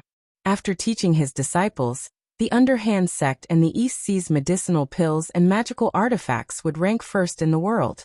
On the other hand, the 6 chaotic spirit artifacts would not bring a fundamental change to the East Sea's overall strength, for there were too few of them. As for those medicinal pills, Wuxia was confident that he would not die of overeating after taking them, but the others, including Princess Zhongli, should not take them recklessly. After a brief moment of contemplation, Wuxia asked Qing Xia, Bai Wu, Qing Yi and Qing Shen, the 4 old immortals, to bring everyone back to the East Sea, while he brought Xiangyu and Hu Hai and flew towards Anhe City. Riding on a cloud and drifting in the sky, Wuxia smiled helplessly at Xiangyu and Hu Hai and said, "I was planning to improve your cultivation base as well, but that fiend has ruined my plan. Well, there is a place suitable for you to cultivate. Are you willing to spend some time there?" Xiangyu and Hu Hai exchanged a look and nodded at the same time. Wuxia opened his mouth and swallowed the 2 of them. He directly stuffed them into Yuanling's nether realm. The mysterious Yin Celestial Tower also appeared above Yuanling's nether realm. Wuxia tried his best to increase the flow of time in Yuanling's nether realm to 2,000 times the limit that he could bear. At the same time, he sent a few blood-draining fiends to Xiangyu and Hu Hai, teaching them the Blood Sea Grand Magic and the Inferno Hell Fiend scripture. Since Xiangyu was cultivating the Qiyufin technique and the Blood Sea Grand Magic at the same time, he might be able to cultivate the true form of the Blood Sea Fiend God, which was immortal and indestructible. As for Hu Hai, he was cultivating the minor constellation forbidden technique of the Fiend technique, and now that he was focusing on cultivating the Inferno Hellfiend scripture, he would definitely have a great achievement in the future. Currently, Wu Qi had immortals, demon immortals, longbowmen, and heavenly ghosts under his command. He only lacked fiends and monks. I'll have to find a way to add a Buddhist branch to the underhand sect when the opportunity arises. But which disciple would be willing to be a monk? Am I going to look for a few disciples who have lost their families and lost all hope in the future? With some unpleasant thoughts flashing in his mind, Wu Qi came to Anhe City with a strange smile on his face. Inside the city, the emperors and courtiers of the 6 states were drinking and feasting. It had been nearly a year since Wu Qi left with his men, and the treaty between the 6 states and the East Sea had been officially drawn up. But without Wu Qi, no one had the right to sign it. Over the past few months, Du had tightened the checks on the immortals and itinerant cultivators from all over the world. Even the secret palace's revered elders had begun to roam Pangu continent, and Gao had led Yuxiong army to wipe out hundreds of immortal gathering points that had survived the chaos caused by myriad immortal alliance. Under such circumstances, except for Great Yen, the other 5 states dared not to act recklessly. So the emperors and courtiers of the 6 states simply gathered in Anhe City and spent their days drinking and enjoying themselves. The 6 states had shrunk their forces and put on the facade of good people, which had allowed them to avoid the checks of Du's officers and soldiers several times. During the few months that Wu Qi was away, the old rivals of the 6 states had gathered together and gotten along quite well. Originally, they were all heroes and ambitious people. Their personalities and methods greatly complemented each other. After Wu Qi's domineering appearance had strangled the possible conflict between the 6 states, the emperors and courtiers of the 6 states, knowing that they would be staunch allies in the future, intended to build a good relationship with each other, and even felt like a big family.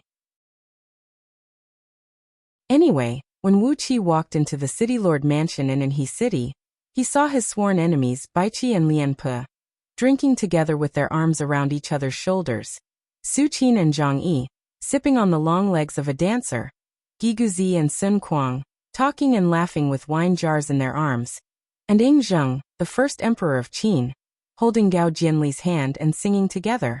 The bizarre scene stunned Wu Qi for a long time. When he saw the heroes of the 6 states almost fighting with each other, Wu Qi could not help but grumble inwardly. If you could behave like this in the past, perhaps you would have long swept across the entire world. However, on second thought, Wu Qi felt fortunate that the emperors and courtiers of the 6 states on Earth did not behave like this, or else they would have long been wiped out by the monitoring force of the Buddhist League. After a moment of hesitation, Wu Qi stood at the entrance of the hall and laughed aloud. Your Majesties and courtiers, I'm back. We'll have to find a good and auspicious day to officially sign the treaty, and then, we'll have to find a good and auspicious day to break the Black Celestial Forbidden Curse on you. A sudden silence fell over the hall, as everyone turned to look at him at the same time. Lu Qingfeng was the first to rise to his feet.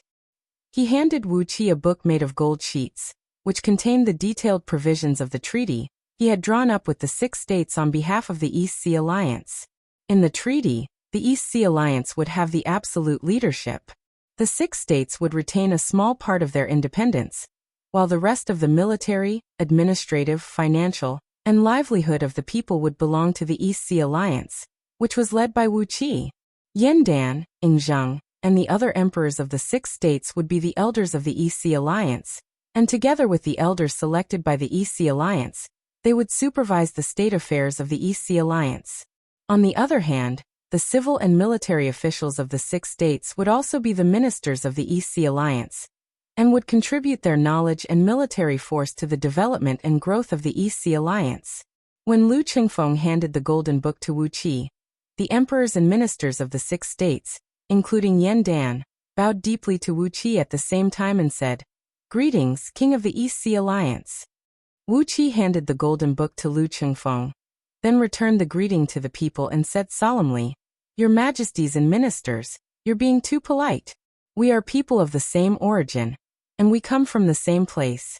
When the world is plunged into chaos in the future, we need to support each other." All the heroes in the hall answered at the same time. When they saw that Wuxia was so humble and courteous despite his cultivation base, they could not help but feel relieved.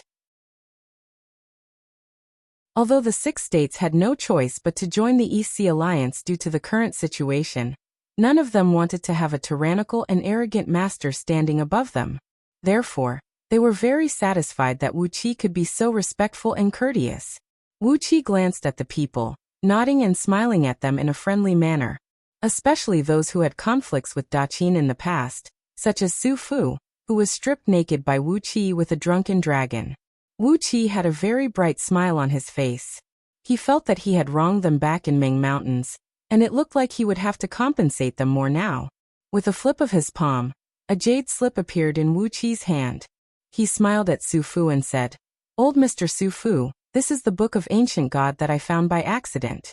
I know old Mr. is an expert in the art of ancient talismans, so I think it's the most suitable thing to give to you." Su Fu was taken aback. Then he rolled up his sleeves and sprung to his feet, pointing his finger at Wuxia as he cried out, "It was you who kidnapped me from the camp years ago?" All the heroes in the hall burst into wild laughter. Amidst the laughter, Su Fu grabbed the jade slip sulkily and sent his divine will into it. Immediately, his body trembled, and he could no longer struggle out of the vast and mysterious ancient talismans. Compared to the Book of Ancient Gods, Su Fu's primordial rune inheritance was like comparing a firefly to the sun. There was no comparison at all. Everyone in the hall saw the change in Su Fu's expression, and they immediately realized that Wuxia had given Su Fu an incredible cultivation technique. Their eyes lit up immediately.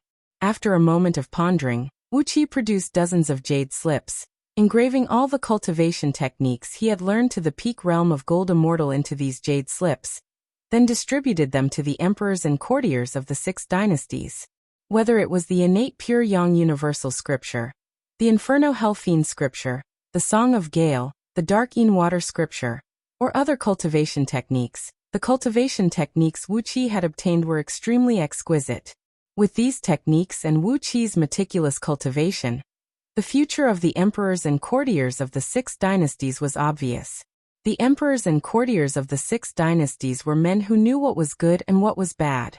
Originally, the cultivation techniques they obtained could only allow them to cultivate to the realm of Heaven Immortal, which was nothing compared to the cultivation techniques Wuxia had given them. The fact that Wuxia had so generously given so many cultivation techniques to them meant that he owed them a great debt. For a moment, even the most proud and arrogant among the emperors and courtiers of the 6 dynasties bowed deeply to Wuxia, and their impression of Wuxia had deepened. Wuxia hurriedly returned the bow, while Lu Qingfeng had already summoned the maids and servants to replace all the dishes and wine. After that, Wuxia and the others took their seats and resumed the banquet. The great hall was bustling with noise and excitement, and the emperors and courtiers of the 6 dynasties rose to their feet to toast Wuxia. Wuxia did not refuse any of them, and just enjoyed the banquet with the crowd. While the people of Anhe City were having a great time, somewhere in a very remote place on Pangu continent, a fair and tender little hand suddenly tore the void open. A ball of light silently flew out of it with a few figures in it.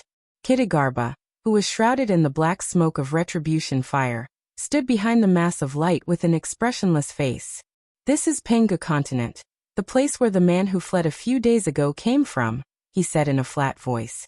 "Senior, may I ask if we can leave now?" "Leave?"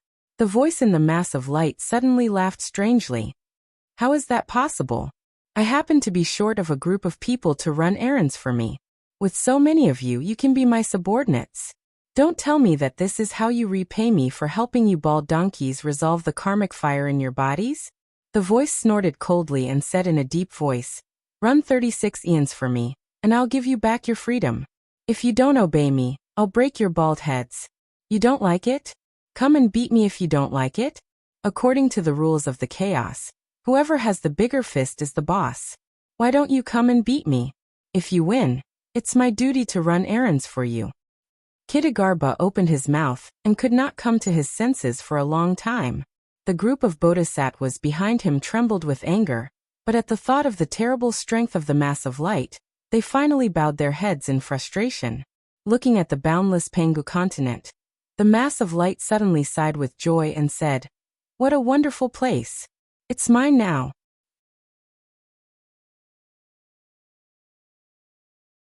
Chapter 852. The 9th day of the 9th month was a good and auspicious day. It was the auspicious day chosen by Princess Zhonglu with the art of divination. Deep in the mountains 5,000 miles south of Anhui City, an altar made of yellow soil stood 1,000 feet tall, with a base measuring 2,000 feet in both width and length. It was surrounded by the emperors and courtiers of the 6 dynasties, as well as the members of the imperial clan and powerful clans. A row of 36 storage bracelets with huge capacities was placed on the altar. Clad in a black ceremonial robe, Princess Zhonglu stood on the top of the altar, looking calmly at the drifting clouds in the sky. Beneath the altar, Wuxia and the emperors and courtiers of the 6 dynasties were cutting their wrists and bleeding, using their own blood to sign a treaty of alliance made of yellow silk. When they signed their names, each of them swore that they would do their best to safeguard the overall interests of the East Sea Alliance. The overall interests included the interests of everyone in the 6 dynasties, and naturally, the interests of the East Sea that Wuxia represented. After signing the treaty, the soldiers and civilians of the 6 dynasties would be able to move into Wuxia's territory. And from then on, no one in Diyu would be able to discover the invasion of the 6 dynasties. With the 30 provinces under Wuxia's direct jurisdiction, and the 300 provinces under Wuxia's control, even if the population of the 6 dynasties were increased by 10,000 times, it would be like throwing a stone into the ocean, and no one would notice anything amiss, let alone the small population of the 6 dynasties. In a devout and solemn atmosphere, Wuxia and the emperors of the 6 dynasties prayed to the heaven and earth, and officially signed the Treaty of Alliance. Also, the Emperor of Great Yan Dan announced his abdication and handed the throne to his granddaughter, Princess Zhonglu. From now on, Princess Zhonglu had another official title, Empress Zhonglu Jizixuan. But she did not like the name, so those close to her still called her Princess Zhonglu. When the Treaty of Alliance was signed, Wuxia and the emperors of the 6 dynasties retreated to the rear of the army, while teams of elite soldiers transported a large number of livestock and immortals and cultivators they had secretly captured from the East Sea to the altar. With a soft cry from Princess Zhonglu, these livestock and immortals were slaughtered. Their blood sprayed all over the ground, turning into a dense mist that rose thousands of feet into the air. Princess Zhonglu recited an incantation and called out Lao Ai's name. Immediately, a faint pressure came pressing down from the sky. Wuxia gently flicked his fingers a few times under his sleeve, and the hundreds of thousands of soldiers of Donghai carefully hid themselves on the hundreds of mountains thousands of miles away from the valley. Holding Kunwu swords manifested from Wuxia's chaotic energy, 1,080 captains of the army formed a massive fiend-slaying sword formation with hundreds of thousands of soldiers. Outside the formation, dozens of primordial experts of the East Sea, including Ao Buzan, Lord Xiansheng, and thousands of gold immortals, had formed a Yuanling formation to conceal their auras. The Great Formation was the work of Lord Yuanling. Although it did not have much offensive power, when it came to concealing one's presence, it was the best in the universe. In those years, whenever Yuanling found some immature supreme-grade herbs in the chaos, he would use this Yuanling formation to conceal their auras, and only pick them when they were ripe. The fact that the formation could fool the eyes and ears of countless ancient chaos fiends showed how effective it was in concealing auras. With his hands tucked under his sleeves, Wuxia looked with a smile at the dark circle of light that was slowly appearing over the altar. If He Mo dutifully lifted the restrictive spell on the members of the imperial clan and the aristocratic clans of the 6 states, and vowed never to leak the news, then everything would be fine. He could just take the natural treasures he was supposed to take and leave. If he dared to play any tricks, Wuxia would not care how strong he was. He had already prepared a backup plan to force Lao Ai to stay, no matter how strong his cultivation base was.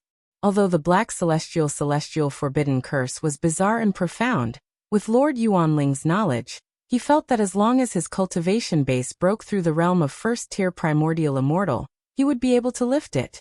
It was only to appease the emperors and courtiers of the 6 states, and make them feel more of a sense of belonging to the East Sea Alliance, that Wuxia was willing to pay a huge price to have Mo lift the curse for the people of the 6 states. Otherwise, he would rather use the enormous amount of natural treasures to craft artifacts than give them to Mo, accompanied by a strange laugh. A plume of black smoke rushed out of the circle of light. With a ferocious and bizarre face, Mo emerged from the smoke, blinking his eyes as he glanced around. Suddenly, he clapped his hands and burst into laughter. Have you prepared enough offerings? TSK, so many people are under the control of the curse? TSK, you sure are fast in giving birth. Your Excellency, please lift the black celestial forbidden curse for them, said Princess Zhang coolly. Mo pondered for a moment, then waved his hand casually. 36 storage bracelets with huge capacities fell into his hand. As he scanned the bracelets with his divine sense, he gasped and cried out in alarm. Have you robbed human emperor Duyu's treasure vault? You've really gathered so many treasures? His eyes darting quickly, Mo fiddled with the bracelets and did not say a word for a long while. Slowly, Wuxia flew up into the sky and landed next to Princess Zhang, giving Mo a faint smile. Senior Mo, we've prepared everything according to your request. The people who need you to lift the curse are all here. Look, count carefully. According to the price you offered back then, there are so many of us here. And we've paid enough for everyone. A huge spatial restrictive spell was deployed in the valley, where all the members of the imperial clans and the descendants of the powerful clans of the 6 dynasties were gathered. Over 2,000 years ago, when the emperors and ministers of the 6 dynasties went to Myriad Immortal's planet, there were only about 100 of them. Now they were living and multiplying. Over the past 2,000 years, they had given birth to nearly 100 generations of descendants. Excluding those who did not have the aptitude to cultivate, those who died of old age, and those who died of accidents, the number of members of the imperial clans and descendants of the powerful clans of the 6 dynasties now numbered in the millions. Adding up the members of the imperial clans of the 6 dynasties, and the descendants of the hundreds of powerful clans, the total population was nearly 100 million. Wuxia did not want to complicate matters, so he had prepared enough materials according to the population of the 6 dynasties, which was exactly in line with the sky-high price that Mo had quoted to Wuxia. Wuxia thought he had done all he could, and Mo should not have any other excuses. Mo's eyes darted from side to side. Stroking the storage bracelet on his wrist, he suddenly sighed and said, I didn't expect you to be so determined. Even if this is Panga continent, it's not easy for you to collect so many natural treasures, is it? But made Wuqi's heart burn with anger. But what? He said with a cold grin. Mo was startled by the sudden fierce aura that emerged from Wuqi. He pondered for a moment, his eyes darting quickly, but he still said, but there have been some changes recently. He blinked a few times, then laughed strangely and said, a few huge mineral veins have been discovered in my world recently, and the value of these things has shrunk. If you want me to undo the restrictive spells on so many people, well, Mo weighed the bracelet in his hand and said with a frown, since you're so sincere, I'll double the amount of materials. Although the value of these things has been reduced by more than half in my world, since you're so sincere, I'll double the amount. As for the rest, I'll give you a discount. Princess Zhang did not say a word, and neither did Wuqi for a long time. The members of the imperial clan and the aristocratic clans of the 6 dynasties looked up at Mo at the same time with unfriendly eyes. With so many people staring at him, even though he was proud of his amazing cultivation base and did not take Wuqi and the others seriously, he could not help but feel a little creeped out. Don't think of any dirty tricks. I can come and go as I please. What can you do to me? He said. Wuqi snorted coldly and slowly unleashed his aura of the realm of primordial. The aura of an 8th-tier primordial expert caused Mo's face to flicker abruptly. Reflexively, he flew back hundreds of feet. Then, a blood-red cloud rushed out of the top of Wuqi's head, from which 18 blood-draining celestial fiends flew out of Wuqi's head with strange laughter, each emanating the pressure of a 9th-tier primordial expert. Heimo's face twitched at the sight of the 18 bizarre fiends, and he said subconsciously, well, in that case, just give me another 50%. No, 30% of the materials. Wuxia snorted coldly and waved his hand. 1,080 beams of green light shot into the sky as Chi-Chi activated the fiend-slaying sword formation. Countless soldiers of the East Sea plunged into the formation. Strengthened by the formation, the soldiers of the East Sea shone with a threatening golden light as they roared in unison, and unleashed a terrible aura that pressed down on Heimo's face fell instantly. The fiend-slaying sword formation? You've actually obtained the legacy of the human sacred emperor? Why do you have to do this? I must have remembered wrongly. Although the mineral veins in our world are huge, they happen to lack the materials in your bracelet. You and I are good friends, so why do you have to fight and kill each other? Well, how about I lift the curse for you now? Two figures flickered in the void, holding the soul-splitting spear and the illusion-breaking halberd respectively. Ao Buzin and Lord Xianxing made their moves. Ao Buzin fiddled with the soul-splitting spear, which was pitch black and shrouded in a faint purple mist, and said with a strange laugh, "Boy, why don't you let me stab you?" He was in a very good mood when he finally got a spear that suited his wicked taste. Lord Xianxing, on the other hand, waved the illusion-breaking halberd and tore a very thin, arc-shaped crack in the void. The crack lasted for a full 10 minutes without dissipating, which made Heimo's face turn even more unsightly. He gave the divine weapons in Ao Buzin's and Lord Xianxing's hands a deep look, then heaved a long sigh and said, "A chaotic spirit artifact? I've suffered a great loss this time."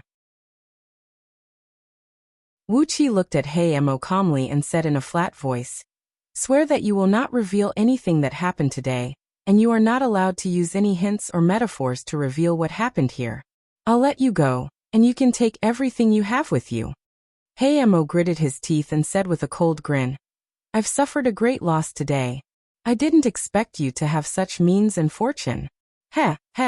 If you want me to obediently swear, you have to take out enough bargaining chips. If you can really intimidate me, not only will I obediently swear, but I will also accept your offerings in the future." Wuxia pondered for a moment, then gave Princess Zhonglu a look. A lotus throne shrouded in bright light spiraled out from under Princess Zhongli's feet. It was the immovable spirit artifact crafted by Wuxia in his previous life. As it had fused with the innate silver lotus, it was extremely strong in both offense and defense. A stream of auspicious mist rose from the top of her head, and a small 9-storied pagoda slowly emerged. It was the fundamental pagoda, which could be used to protect and nourish one's foundation. When the two chaotic spirit artifacts appeared, Heimo's face was so bitter that it could almost ooze out bile. He heaved a long sigh and raised both hands to swear his natal fiend god oath. Then he waved his hand. Accompanied by a shrill ghost howl, plumes of black smoke rushed out of the heads of the emperors and courtiers of the 6 dynasties, as well as the descendants of the aristocratic clans, and quickly entered his body. Chi-Chi of the 6 dynasties had manifested his nascent divinities, which were now clean and free of any foreign substance. For a moment, the valley was filled with thunderous cheers, and there were even some descendants of the imperial clan and aristocratic clans shouting, "Long live the King of East Sea!" Wuxia laughed heartily as he stood on the altar, and looked down at the people of the 6 dynasties.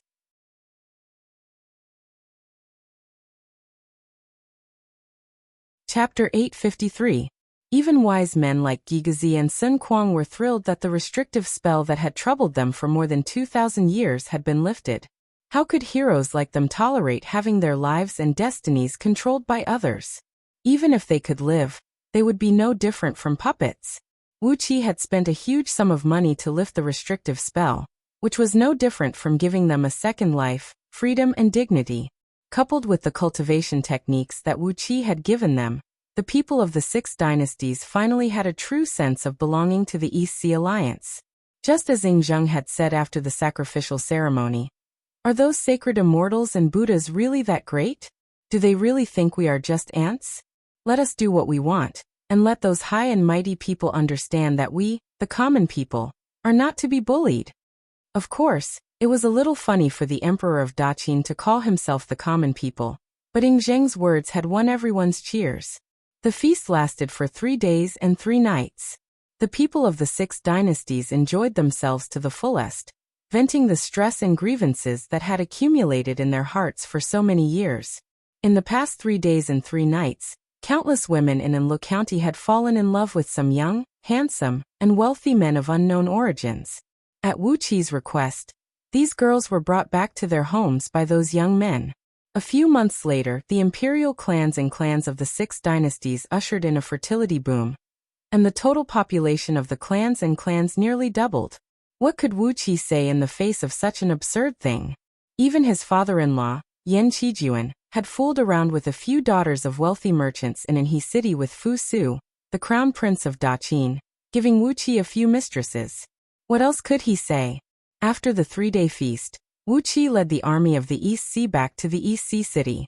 Meanwhile, Princess Anlu and those primordial immortals around Wuxi cooperated with the people of the 6 dynasties in relocating their people.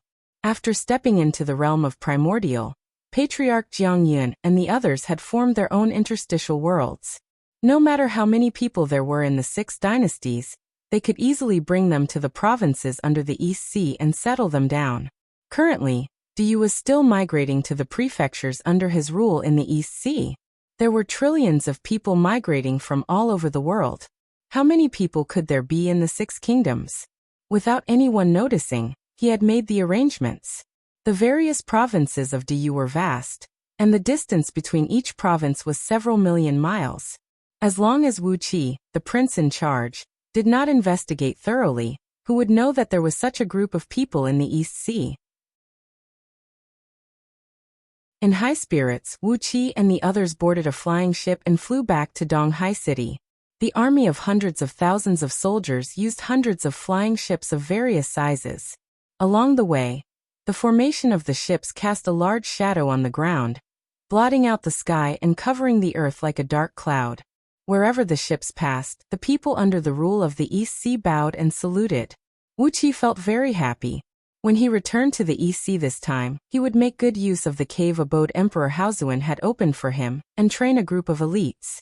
With dozens of primordial experts guarding the East Sea, a large number of elite soldiers in battle formations, and the help of the heroes of the 6 dynasties, Wuqi felt that even if something terrible happened to Pangu continent in the future, he would have the power to protect himself. Compared with Yuan Ling in his previous life, Wuqi must live a good and comfortable life in this life. If anyone dared to touch even a single strand of hair on the people around him, he would definitely exterminate their entire family. What happened to Tan Lang and Lu Xiaobai must never happen again. The Green City on Earth had been completely destroyed, and the one in outer heavenly realms had been sentenced to death by Wuqi.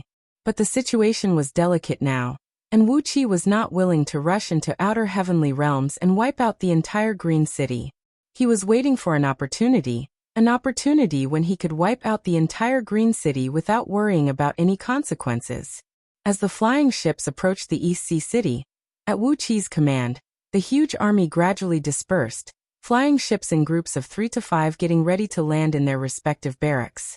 With the East Sea City as the center, the army of hundreds of thousands of soldiers was stationed in counties that were more than 10,000 miles wide. Outside each county city was a corresponding barracks, and the locations of these barracks were the nodes of a formation. The flying ship Wuqi and the others slowly flew over the East Sea City. Then Wuqi was surprised to find that in the square in front of his mansion, the king of East Sea, a luxurious chariot was blocking the entrance to his mansion. Thousands of heavenly soldiers and heavenly generals in golden armor were lined up in front of the gate, and in front of the formation, a dozen naked men were being whipped. With his keen eyes, Wuqi glanced in that direction, and his face turned as dark as the sky before a summer thunderstorm. 19 pillars, shining with a golden light and made of neither gold nor iron, stood in front of the king of East Sea's mansion. Huang Liang and the other 19 generals were glued to the pillars, their necks, wrists, waists, and ankles tightly fastened to the pillars by 6 golden rings, unable to move at all. Their clothes were stripped off, and in front of each of them were 2 tall and strong golden-armored heavenly generals, holding dragon-hide whips and lashing them fiercely. Obviously, the whips were enchanted with immortal magic. Huang Liang and his 18 deputies were all peak-level second Pengu heaven cultivators, and their fleshly bodies were incomparably strong, many times stronger than diamonds. But the whips easily tore their skin and flesh apart, and each lash left deep wounds on their bodies. Huang Liang and the others widened their eyes in pain and roared at the top of their lungs, but they could not make a single sound. Not only that, Huang Liang and the others had achieved success in cultivating the true body of heaven and earth scripture, and their control of every muscle in their bodies had reached a perfect state. Nearly 100 bone-deep wounds were left on their bodies, and the muscles around the wounds were twitching violently, trying to compress the blood vessels and control the bleeding. But the enchantment on the whips had torn their blood vessels open, and no matter how hard they tried, they could not stop the blood from flowing out. Under each of their feet was a pool of blood about 20 feet in circumference. The blood on the lower layer had coagulated and turned purple-black, while fresh blood was still flowing down from the upper layer, piling up on top of the coagulated blood on the lower layer. Judging from the thickness of the blood, the amount of blood had exceeded the total amount of blood in a normal man's body. Fortunately, Huang Liang and the others had strong fleshly bodies, which allowed them to keep extracting Pengu's sacred energy to produce fresh blood to replenish the consumption. Otherwise, they would have died from excessive blood loss. However, the cultivation technique of the human race was very different from that of the Immortals and the Buddhist League. Although they could extract Pengu's sacred energy to replenish the blood loss in a short period of time, every drop of new blood consumed their own natal energy. Unlike the Buddhist cultivators, they could not constantly replenish themselves with the natural energies. Therefore, there was a limit to the time that Huang Liang and the others could hold on. When the blood loss exceeded their limit, they would still die. The generals who stayed in the East Sea City were tied up in front of the king of East Sea's mansion and sentenced to severe punishment, while the hundreds of thousands of soldiers stationed in the East Sea City were lying on the streets and alleys of the East Sea City. Judging from the way these soldiers unsheathed their weapons, they were pouring into the city from all directions to attack the king of East Sea's mansion. But a pitch-black bell hovering over the king of East Sea's mansion had defeated their attack. Every now and then, the round bell would let out a slight chime. The chime was filled with a strange power that could take one's soul away. The soldiers of Donghai who had fallen to the ground were all knocked unconscious because their souls were severely shaken. Wuxi's face darkened. It was easy to find soldiers who could temper their bodies, but it was difficult to find people who could cultivate the magic of oracles. Although the East Sea had a strong army now, the Directorate of Celestials only had a few oracles. It was obvious that the soldiers who rushed into the city had no time to produce talismans to protect their fragile souls before they were knocked unconscious by the bell. If there were enough oracles to join the battle, they would not be defeated so miserably. Among the army of hundreds of thousands of soldiers, there were many generals with the cultivation base of gold immortals, while the rest of the soldiers had the overall strength of heaven immortals. Yet, they were utterly defeated by a soul-suppressing bell. Wuxia felt his face burning. It was a little shameful, and at the same time he was burning with anger. Waving a hand to signal Ao Buzan, Lord Xiansheng, and the other demon immortals to stay on the flying ship, Wuxia flew down alone and landed in front of Huang Liang and the others. A dragon whip was about to lash out at Huang Liang's face. Wuxia grabbed it and kicked the soldier in the lower abdomen. With one kick, Wuxi's foot pierced through the soldier's armor, went through his lower abdomen, and came out from his back. He swung the dragon whip down hard. Before the soldier could even let out a miserable howl, the whip came down from the top of his head and split half of his body in half. Before his immortal soul could escape, it was torn to pieces by Wuxi's whip. With a cold snort, the blood centipede sword shot out, turning into beams of blood-red light that swept across the battlefield. Before the 30 heavenly soldiers who were whipping Huang Liang and the others could see clearly what Wuxia had produced, their bodies were torn to pieces by the sword, and their immortal souls were also killed. The heavenly soldiers and heavenly generals standing in front of the king of East Sea's mansion were stunned. They stared blankly at the mangled flesh and blood of their comrades on the ground, unable to figure out what they should do for a long time. Wuxia sneered, threw away the dragon whip, and clapped his hands to the left and right. Two simple palm thunders shot out whistling through the air. Wuxia had only used the magic power equivalent to all the energies of a gold core cultivator to unleash each of them. However, with his current understanding of the heavenly Tao and his frightening cultivation base, when the two inconspicuous thunderbolts shot out from his palms, they immediately absorbed the surrounding natural energies. In just a blink of an eye, all the natural energies within 10,000 miles circumference were sucked dry by the thunderbolts. Accompanied by loud crackling noises, the two chaotic thunderbolts shot out and smashed heavily on the two rows of heavenly soldiers and heavenly generals. Some of the heavenly generals had already unleashed their defensive immortal artifacts, but as the thunderbolts swept across, they were all turned to dust, and more than 2,000 heavenly soldiers and heavenly generals disappeared without a trace. But the thunderbolts only engulfed the soldiers and heavenly generals, and nothing else was damaged, not even the grass on the ground. Wuqi's control of power had really reached the realm of Tao. The remaining 1,000 heavenly soldiers and heavenly generals were stunned. They looked in horror at Wuqi, who had killed more than half of their comrades with just a wave of his hand, as if they had seen a ghost. The front door of the King of East Sea's mansion suddenly opened, and a handsome young man in a purple robe, a purple crown on his head, a purple jade belt around his waist, and a pair of purple cloud boots walked out slowly like an eggplant. The crown prince of the celestial court, Lord Baoang, sniffled as he glanced at the corpses of the heavenly generals killed by Wuqi and smiled faintly. "How dare you, King of East Sea? How dare you attack the imperial army of the celestial court? I'll give you a chance to redeem your life. Hand over the beautiful girl I saw last time, and I'll spare you for your disrespect today." Hearing that, Wuqi was so angry that he laughed.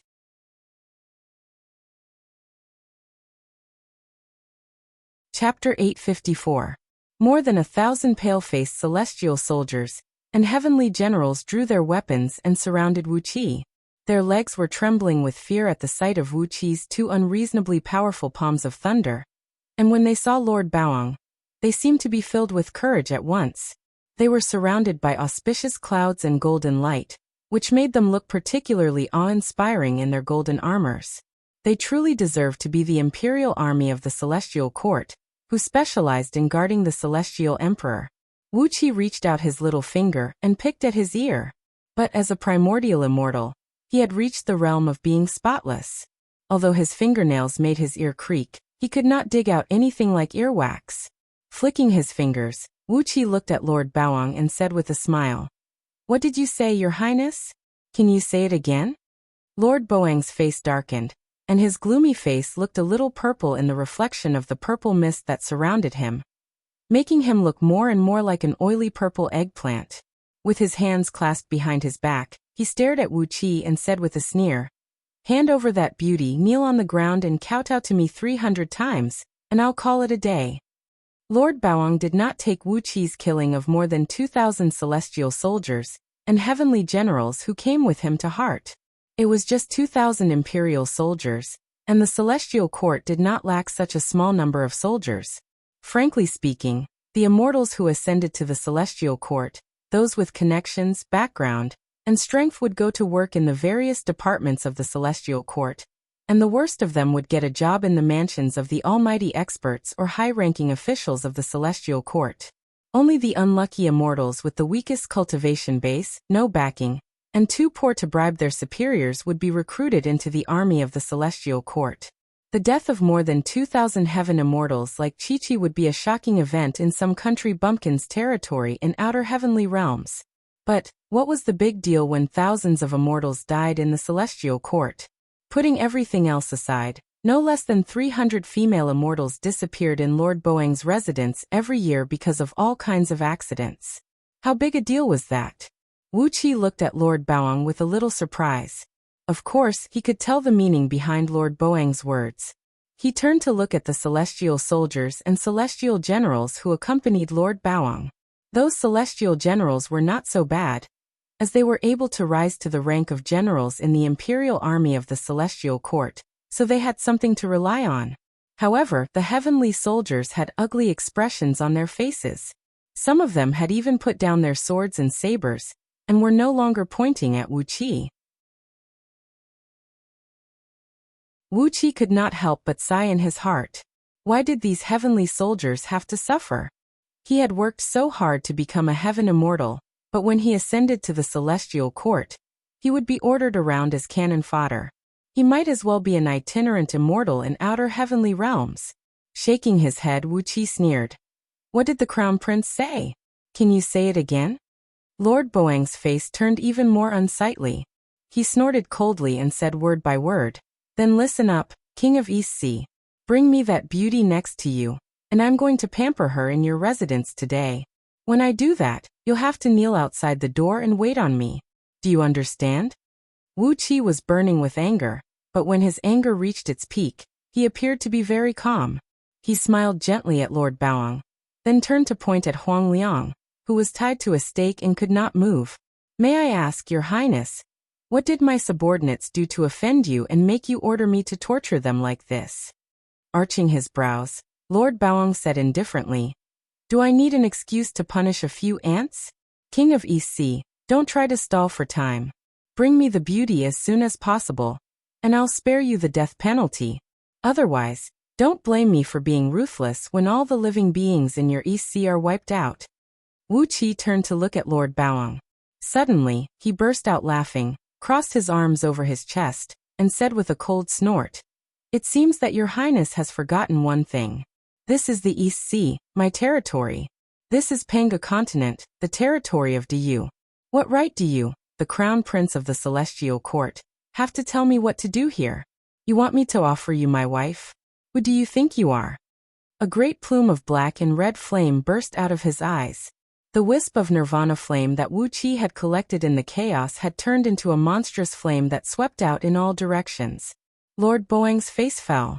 With a furious roar, dozens of golden lotus flowers suddenly flew out of his body, spinning rapidly around him and sending out streams of light to protect him. But of the thousands of imperial guards of the celestial court he had brought with him, only about 1,000 remained, were swept away by the nirvana flame and turned into black ashes. Under the control of Wuqi's powerful divine sense, the terrible flame turned into ferocious beasts and ran around in all directions. Lord Boang's chariot, the dragons that pulled it, and Chi-Chi, the Pegasus that the heavenly soldiers and generals rode, were all burned to ashes by the flame. With a point of his finger, the blood centipede sword transformed into dozens of very fine red lines and flew out, hacking the golden stakes behind Huang Liang and the other generals of the East Sea into pieces. These golden stakes were of good quality, and even with the fierce killing intent of the blood centipede sword as an innate spirit artifact, it took it a few slashes to break them. When Huang Liang and the others regained their freedom, they immediately fell to their knees and apologized to Wuqi. Your Highness, we've been disgraced. With a wave of Wuqi's hand, Huang Liang and the others were rolled up by a gentle force, and they were clad in battle robes and armors. You've been disgraced this time, said Wuqi lightly. You'll get it back next time. Hee, how can the crown prince of the celestial court not be guarded by experts?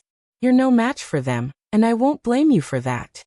Two dignified men in official robes walked slowly out of the King of East Sea's mansion. One of them was holding a jade rui scepter, which emitted a great sheet of green light to protect Lord Baoang and himself.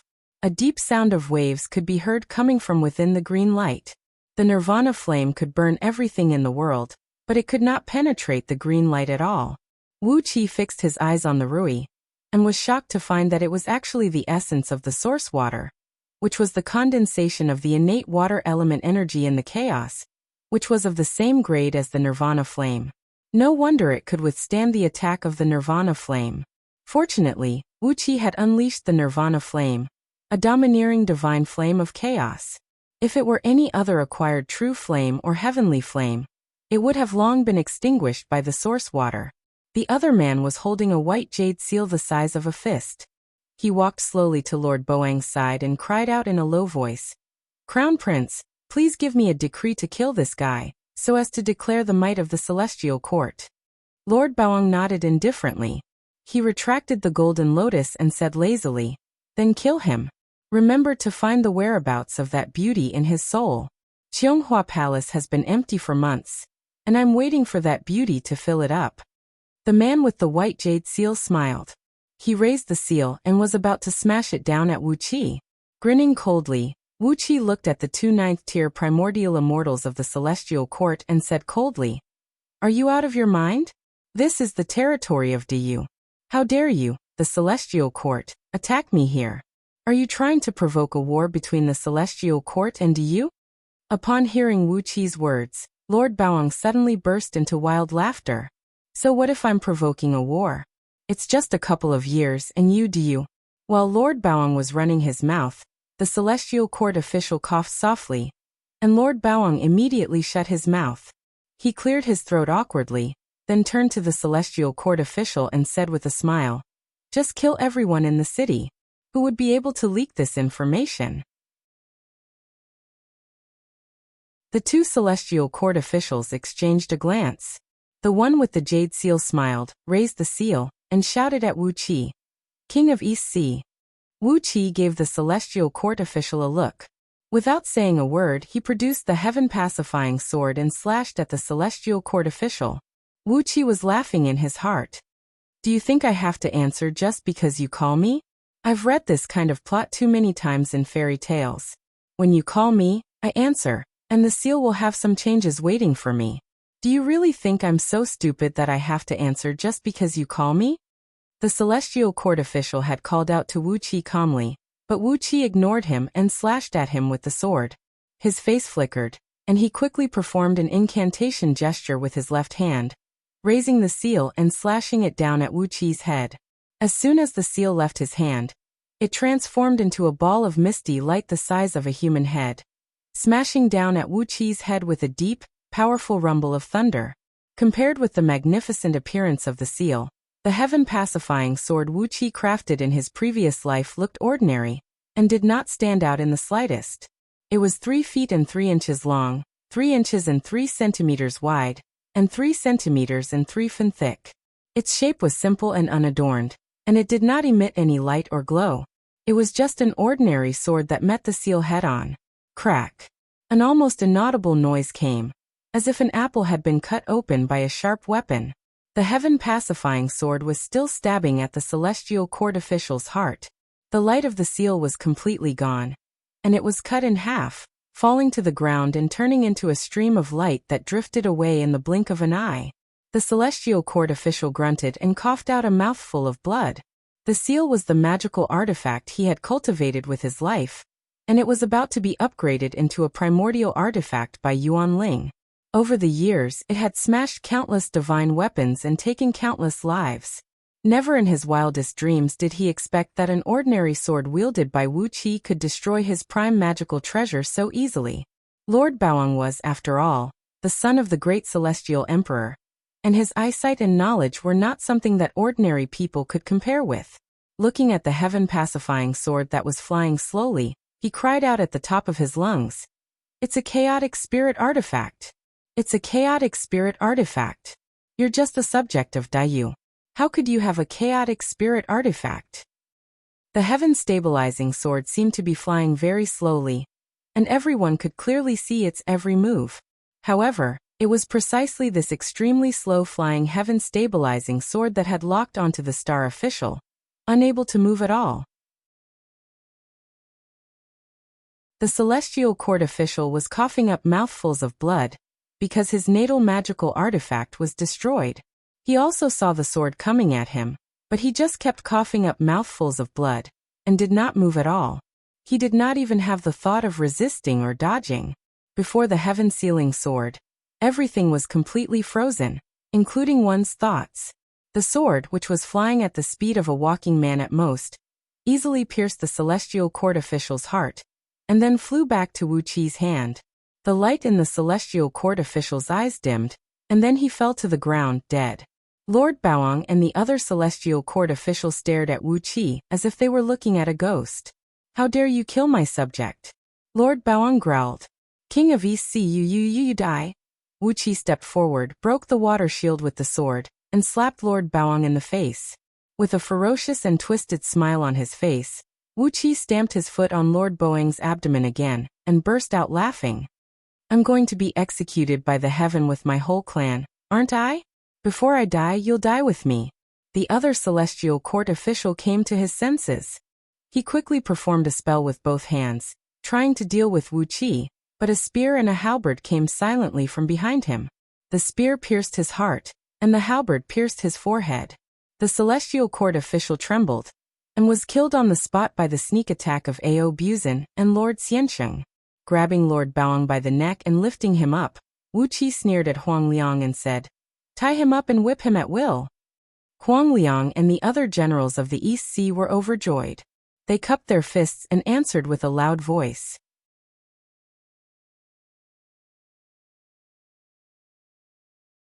Chapter 855. Above the East Sea City, on a thin cloud 1,000 feet above the ground, on a white bone stake made of the bones of spirit beasts, Lord Baoang, naked, was tied up by dozens of soft ropes woven from reeds, unable to move. These reed ropes were green in color, and there were countless strange runes engraved on them with human blood. Although they were just ordinary ropes made from reeds, with the addition of these runes, they had an extremely strong restrictive power. At most, these ropes could only imprison a peak-level gold immortal, but Lord Baoang had stepped into the realm of 9th-tier primordial 1 eons ago. Of course, as the crown prince of the celestial court, Lord Baoang's overall strength came more from the virtues in the mortal world. He was the so-called primordial of virtues. Although he had the attainment of a primordial expert, he did not have the foundation of a primordial expert, and his magic power and cultivation base were only equal to that of an ordinary upper-tier gold immortal. Therefore, he could not withstand a single blow from Wuqi. Therefore, these ropes could easily imprison Lord Baoang, and no matter how hard he struggled, he could not move. If he wanted to get out of this predicament, there was another way. If he cracked the top of his head and fled with his immortal soul, abandoning his fleshly body, with his attainment of the realm of primordial, these ropes could not imprison him. But he had gone through a lot of hardships to obtain this golden body of primordial, so how could he give it up? So he could only curse at the top of his lungs while being trapped on the bone stake, letting the soldiers and civilians of the East Sea admire his fair and flawless body. Hovering above the thin cloud were dozens of whips made of the skin of venomous pythons, all dipped in strange venom, and enchanted with all kinds of strange runes. From time to time, groups of East Sea soldiers would ride their mounts and soar into the sky, land on the cloud, grab the whips and lash Lord Baoang's head and face. The restrictive runes on the whips made them as sharp as blades and as heavy as mountains, and every lash tore open Lord Baoang's flesh and made him bleed profusely. The whip was soaked in venom. The scarlet venom invaded his body and stimulated his nerves and muscle fibers, magnifying his pain by 100 times. Although he had the cultivation base of a primordial immortal, he still kept shrieking in pain. His shrieks could be heard hundreds of miles away by the wind. Over the past 2 days, many children living near the East Sea City had been woken up by his shrieks in the middle of the night. The venom could not only magnify the pain Lord Baoang was suffering, but it also contained a very strong life force. The venom seeped into his body and stimulated his body to quickly heal his wounds. Every lash of the whip tore open his muscles and skin. After the whip passed through his body, under the stimulation of the venom, his muscles wriggled and grew rapidly. The strange itchiness when his wounds healed was another deadly punishment. Especially, the venom had magnified the itch by hundreds of times, which made Lord Baoang realize what it meant to live a life worse than death. It had been 2 days since he was captured by Wuqi, and Lord Baoang had been tortured on the cloud. On the first day, it was Huang Liang and the other 19 generals of East Sea who happily whipped him all day long. Lord Baoang's skin and flesh were badly mutilated, and his flesh was almost pulled off from his bones. Had it not been for the powerful life force of the scarlet venom, Lord Baoang would have long been turned into a skeleton. The next day, it was time for the generals and soldiers of East Sea to take turns to enjoy the pleasure of beating the crown prince of the celestial court. The crown prince of the celestial court was a figure who stood at the pinnacle of the universe.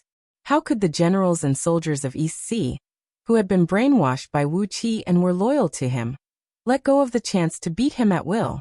A huge wooden box was placed under the cloud, with a few civil officials of East Sea sitting lazily beside it. When they saw the generals and soldiers of East Sea passing by, they shouted, "Beat the crown prince!" Whip the crown prince.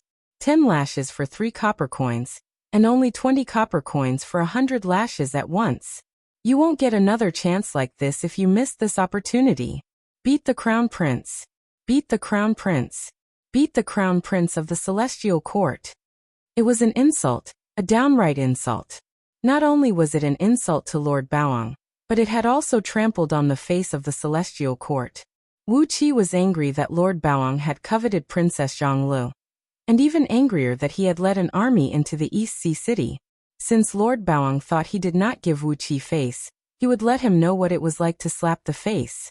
On a tall pagoda in the middle of the king of East Sea's mansion, Wuxia, Ao Buzan, Lord Xiansheng, and a group of demon immortals were drinking and having fun.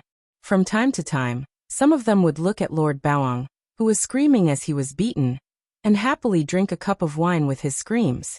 After watching for a while, Catfish picked up a wine jar and drank half of it in annoyance, then snapped, "Why hasn't this guy cracked his own head and fled with his immortal soul? I've told you, one of his legs is mine. Once his immortal soul is gone, we'll immediately divide his soft and tender flesh." When Catfish mentioned the matter, Goldhorn, Silverhorn, and a few others began to drool. The group of demon cultivators looked at Lord Baoang eagerly, hoping that he would flee with his immortal soul and be done with it. Since Wuxia had given him a chance to flee with his immortal soul, why didn't he do it? As long as he did, this fragrant, fair, and tender primordial golden body would be in their mouths. Catfish and the others had eaten countless immortals and cultivators, but they had never tasted the body of a primordial immortal, especially when this Lord Baoang was the crown prince of the celestial court. Just for his identity, they had to give him a good meal. For Catfish and the others, who had solved the problem of food and clothing, everything they ate now was food, and it was time to pay attention to taste.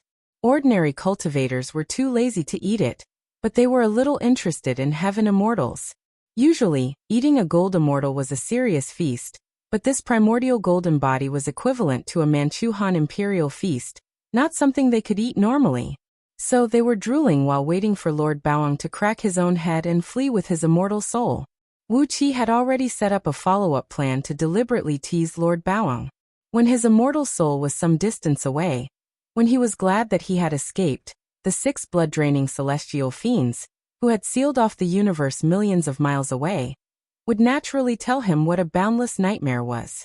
When that time came, Lord Baoang's fleshly body would be their food. How wonderful would that be? Especially Ao Buzan. He kept pouring wine into his wine vessel, spilling it all over the ground. "What a nice human whip, the whip of a primordial immortal," he murmured. "It's a great tonic for energy and yang. Should I put it in a hot pot or stir-fry it? Or should I just slice it and dip it in mustard? That's also a way to eat it, isn't it?" Lord Baoang's miserable howls kept ringing out.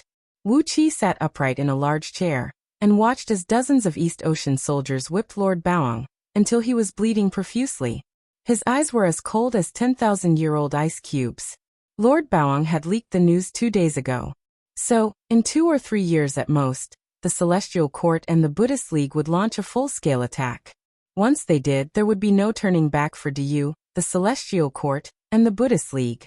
When that happened, Wuxia would have to face the Celestial Court no matter what. No matter how he humiliated Lord Baoang now, he would have to face the Celestial Court in the end. If that was the case, how could Wuxia let Lord Baoang have an easy time since he had foolishly knocked on his door and asked for death? "I'll have to do it sooner or later. You're the crown prince of the Celestial Court, so it's a good time to kill you as a sacrifice." Wuxia snorted coldly. "You don't know what you're talking about. Do you really think the Celestial Court will win for sure? How dare you come here at this time to court death? I'm helping you achieve your goal. If you want to die, I'll send you to hell." Just as he was thinking of something ruthless, a purple cloud drifted down from the sky, bringing with it a strange fragrance. Colorful heavenly flowers of various colors were drifting down, each emanating a strong fragrance that refreshed the senses of those who smelled it. A celestial lord, clad in a long robe that was as light as flowing water, and holding a purple scroll in his hand, was slowly descending toward the East Ocean City with a solemn expression. Behind the celestial lord's purple cloud, 100 square cloud platforms also slowly descended, each with 1,000,000 heavenly soldiers and generals standing solemnly. They descended silently from the sky, emanating a tremendous pressure that made the air around the East Ocean city stagnate. When he was still 100 miles above the ground, the celestial lord pressed down the cloud, unfolded the purple scroll in his hand, and read it out emotionlessly. His Majesty has decreed that the King of East Ocean, Du, is to return Lord Baoang to you, and no one will be held accountable for what happened in the past. Closing the scroll, the celestial lord looked at Wuxia and said in a deep voice, King of East Ocean, please release the crown prince of the celestial court. Wuxia rose to his feet slowly and flew slowly to the celestial lord. He studied the celestial lord for a while. He was only an 18th tier gold immortal, but the quality of the robe he was wearing was very high, making him an important subject of the celestial court. Clearly, this celestial lord had a strong backing, which was why he could occupy a high position in the celestial court with the strength of an 18th tier gold immortal. After studying the celestial lord for a while, Wuxia said indifferently, What if I don't release him? The celestial lord narrowed his eyes at Wuxia and said with a sneer, The army of the celestial court will trample the East Ocean to the ground. Wuxia picked his ear with one hand, then wiped his fingers on the robe on the chest of the celestial lord. Do you dare, celestial court? Wuxia patted the celestial lord's face and said with a chuckle, I won't release him. If you want to release him, ask the great celestial emperor to come here and admit in front of me that he has failed to teach his son well, that he has taught a mad dog to bite people everywhere. The great celestial emperor must compensate me with the compensation for the loss of 10 billion elite soldiers in the East Ocean, as well as the compensation for the loss of 100 billion civilians. By the way, the Crown Prince has raped 1 trillion civilians in the East Ocean, so you have to calculate the compensation carefully. The celestial lord's face turned purple with anger at Wuxia's action, and then he laughed when he heard the astronomical figure Wuxia mentioned. Trembling, he pointed at Wuxia and said, Good, what an arrogant man. You are so domineering and rude, and the disaster of the East Ocean is right in front of you. Wuxia touched his nose, then suddenly smiled at the celestial lord and said, I'm wrong, I'm really wrong. Please forgive me, celestial lord. The celestial lord's face became much better. Now that you know you are wrong, it proves that the East Ocean can still be saved, he said with a cold smile. Wuxia nodded repeatedly and said, Yes, I'm really wrong. The Crown Prince did not rape 1 trillion civilians in the East Ocean, but he took the sows raised by the people of the East Ocean and, the celestial lord's face turned blue with anger. With a roar he interrupted Wuxia, pointed at Wuxia and cursed, What an arrogant man. You are out of your mind. The East Ocean will be destroyed here today. Wuxia snorted coldly and swung the blood centipede sword, cutting off the celestial lord's arms and legs, then kicking him away. With blood centipede sword in hand, Wuxia pointed at the heavenly soldiers and generals on the cloud platforms in the sky and snapped, Go back and tell your heaven and earth that the East Ocean is here. Do you really dare to invade the territory of the East Ocean? A heavenly general, clad in purple armor and riding a black qilin, walked slowly out of the ranks. The heavenly general, who looked to be in his 50s, gave Wuxia a deep look and said indifferently, Arrogant man, the disaster of the East Ocean is right in front of you. He fixed his eyes on Lord Baoang, who was tied up and thrashed, then raised his right hand and waved it. The heavenly soldiers and generals on the cloud platform shouted in unison, and the clouds quickly flew up into the sky and left. Wuxia's face turned gloomy.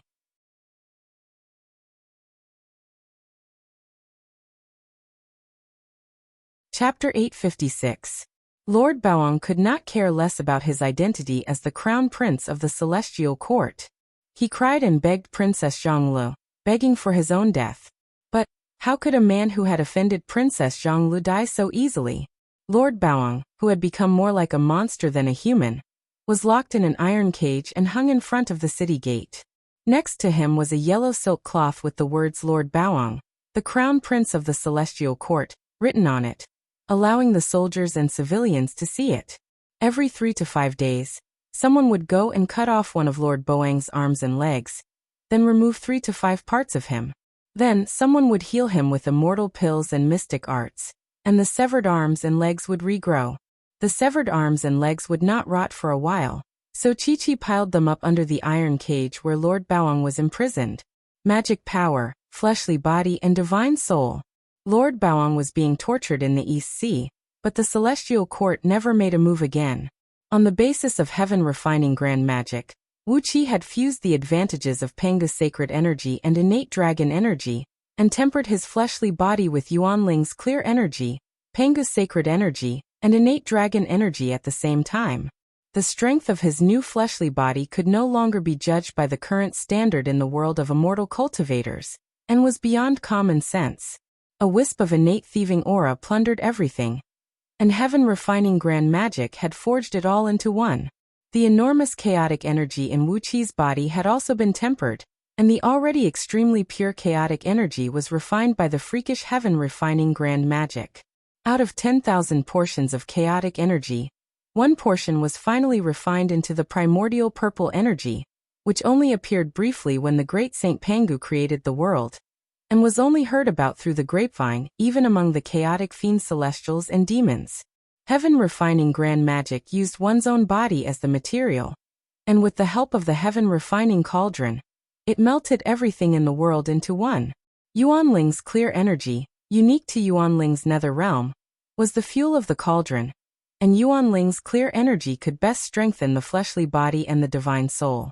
In the past, Elder Yuanling's physical body was ranked in the top 3 among countless chaotic divine demons because of the refining of heaven technique. The internal strife in the palace was filled with endless means, and all kinds of dark tortures were the cruelest. Furious, Princess Zhonglu ordered the old eunuchs in Great Yen Palace to torture Lord Baoang with the cruelest means. So 7 days later, Lord Baoang was turned into a piece of bacon. His cultivation base was completely destroyed. His immortal soul was sealed in his fleshly body by Princess Zhonglu with the 7 orifices soul-subduing nail, and he was forced to drink a powerful life-prolonging pill so that he could not die. Lord Baoang howled hoarsely as he was subjected to all kinds of punishments invented by tyrants such as Xia Jie and Shang Zhou. After 7 days and 7 nights of howling, he was turned into a living piece of bacon. After cultivating so many strange techniques, although Wu Qi had used his chaos spiritual energy to remove the impure spiritual energy from his body, these techniques had still left a trace of mark in his body, making his body no longer pure. However, heaven refining grand magic was a technique that could refine one's body to the purest state. But when she saw Lord Baoang tied up naked in midair and tortured by Wu Qi, and heard that he had that unspeakable thought about her, Princess Zhonglu exploded on the spot. The feast of a primordial immortal that Ao Buzan and the other demon immortals had been planning for a long time could not be enjoyed, and Lord Baoang was tortured by Princess Zhonglu with the methods of the palace. During the first 300 years of secluded meditation, Wu Qi did nothing but train all his flesh, blood, and energy.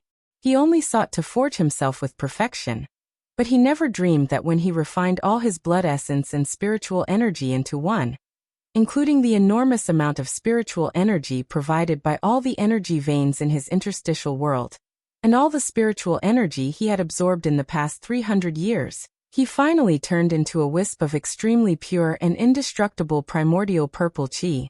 Even with the support of endless energy and the countless divine trees in Yuanling's nether realm, Wu Qi's cultivation base did not progress as fast as the shadowy figure said.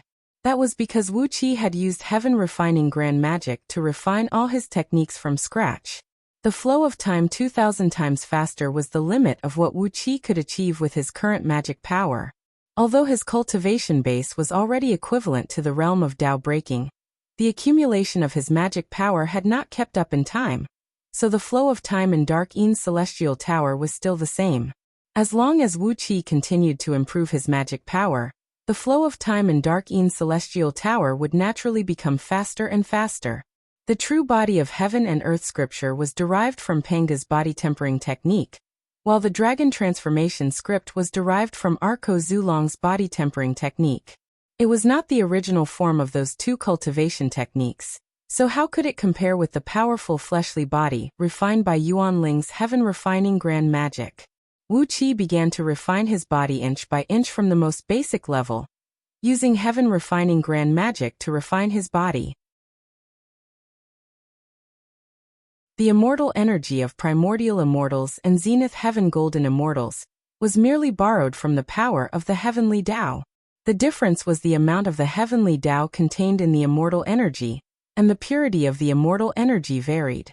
But the primordial purple energy was the pure condensation of the heavenly Tao, and the spells triggered by the primordial purple energy were the specific manifestation of the power of the heavenly Tao. Even the power of an ordinary palm thunder was no different from the heavenly tribulation of the heavenly Tao. The aura of thievery and the primordial purple energy were calcined as one, and with a thought in Wuqi's mind, he began to extract the natural energy around him in an almost predatory manner. The speed at which he absorbed energy was at least 10,000 times faster than before, and his magic power was improving at a rate that could scare other primordial immortals to death. During the 30 years of training, Wuqi's 18 blood-draining celestial fiends had brainwashed these soldiers and oracles with the magic of the Fiend League, instilling in them the belief of absolute loyalty to Wuqi every day. No matter where these soldiers and oracles were from, whether they were natives of Pangu continent or the descendants of the 6 dynasties, when they came into this spirit cave, there was only one thing engraved in the depths of their souls: absolute loyalty to Wuqi, and they would die for Wuqi at any time. This time, the crazy training in the East Sea was different from the last time in Yuxiong Plain. With dozens of primordial immortals under Wuqi's command to help train these soldiers, and with the help of countless innate divine trees in Yuan Ling's nether realm, the cultivation base of these soldiers and oracles was 100 times faster than when they were in Yuxiong Plain. After 300 years of cultivation in the spirit cave, Wuqi's magic power had broken through to the 7th-tier primordial immortal realm, and the flow of time in Dark Een Celestial Tower had increased by 4,000 times. 500 years later, he would become a 6th-tier primordial immortal, and the flow of time would increase by 1,000 times again. 600 years later, he would become a 5th-tier primordial immortal, and the flow of time would increase by 1,000 times again. Your Excellency, the 3rd Prince of the Celestial Court is cursing us outside the city. The huge spirit cave was densely packed with countless military camps. Deafening battle cries could be heard all day long, and the sounds of priests chanting spells and practicing magic could be heard everywhere. The cultivation techniques of the human race were the fastest to master. Basically, every 30 years a new batch of oracles and soldiers would be replaced, because their cultivation bases had reached a certain level. The reason why Yuan Ling could make a name for himself in the chaotic world with his alchemy and artifact refinement was that the strength of his divine soul could rank in the top 3 among all the chaotic fiend gods. Only a divine soul that was extremely powerful and could be controlled to the finest detail could perfectly control the temperature of the furnace and produce supreme-grade spirit pills and artifacts. Without primordial violet energy, one could still fuse with the Tao one day if he had enough fortune and opportunity, but with primordial violet energy, it was like having a special pass. As long as one's cultivation base improved gradually, one could naturally reach the realm of Tao fusing without encountering any bottlenecks. Everyone was wholeheartedly cultivating, hoping to make a breakthrough, and naturally, Wuqi was the same. His clones were busy everywhere, while his true form was cultivating in seclusion in the heart of the spirit cave, right under the pyramid. It was also the place where the energy in the spirit cave was the densest, and it was almost compressed into an energy crystal.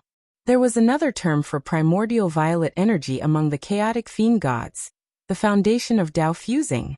Wuqi and Princess Zhang soon forgot about Lord Baoang, an arrogant man, and devoted themselves to improving the overall strength of the East Sea. Hundreds of millions of carefully selected soldiers and millions of oracles were secretly sent to the spirit cave under the King of East Sea's mansion. And Wuqi used Dark Een Celestial Tower to accelerate the flow of time to help everyone improve their strength.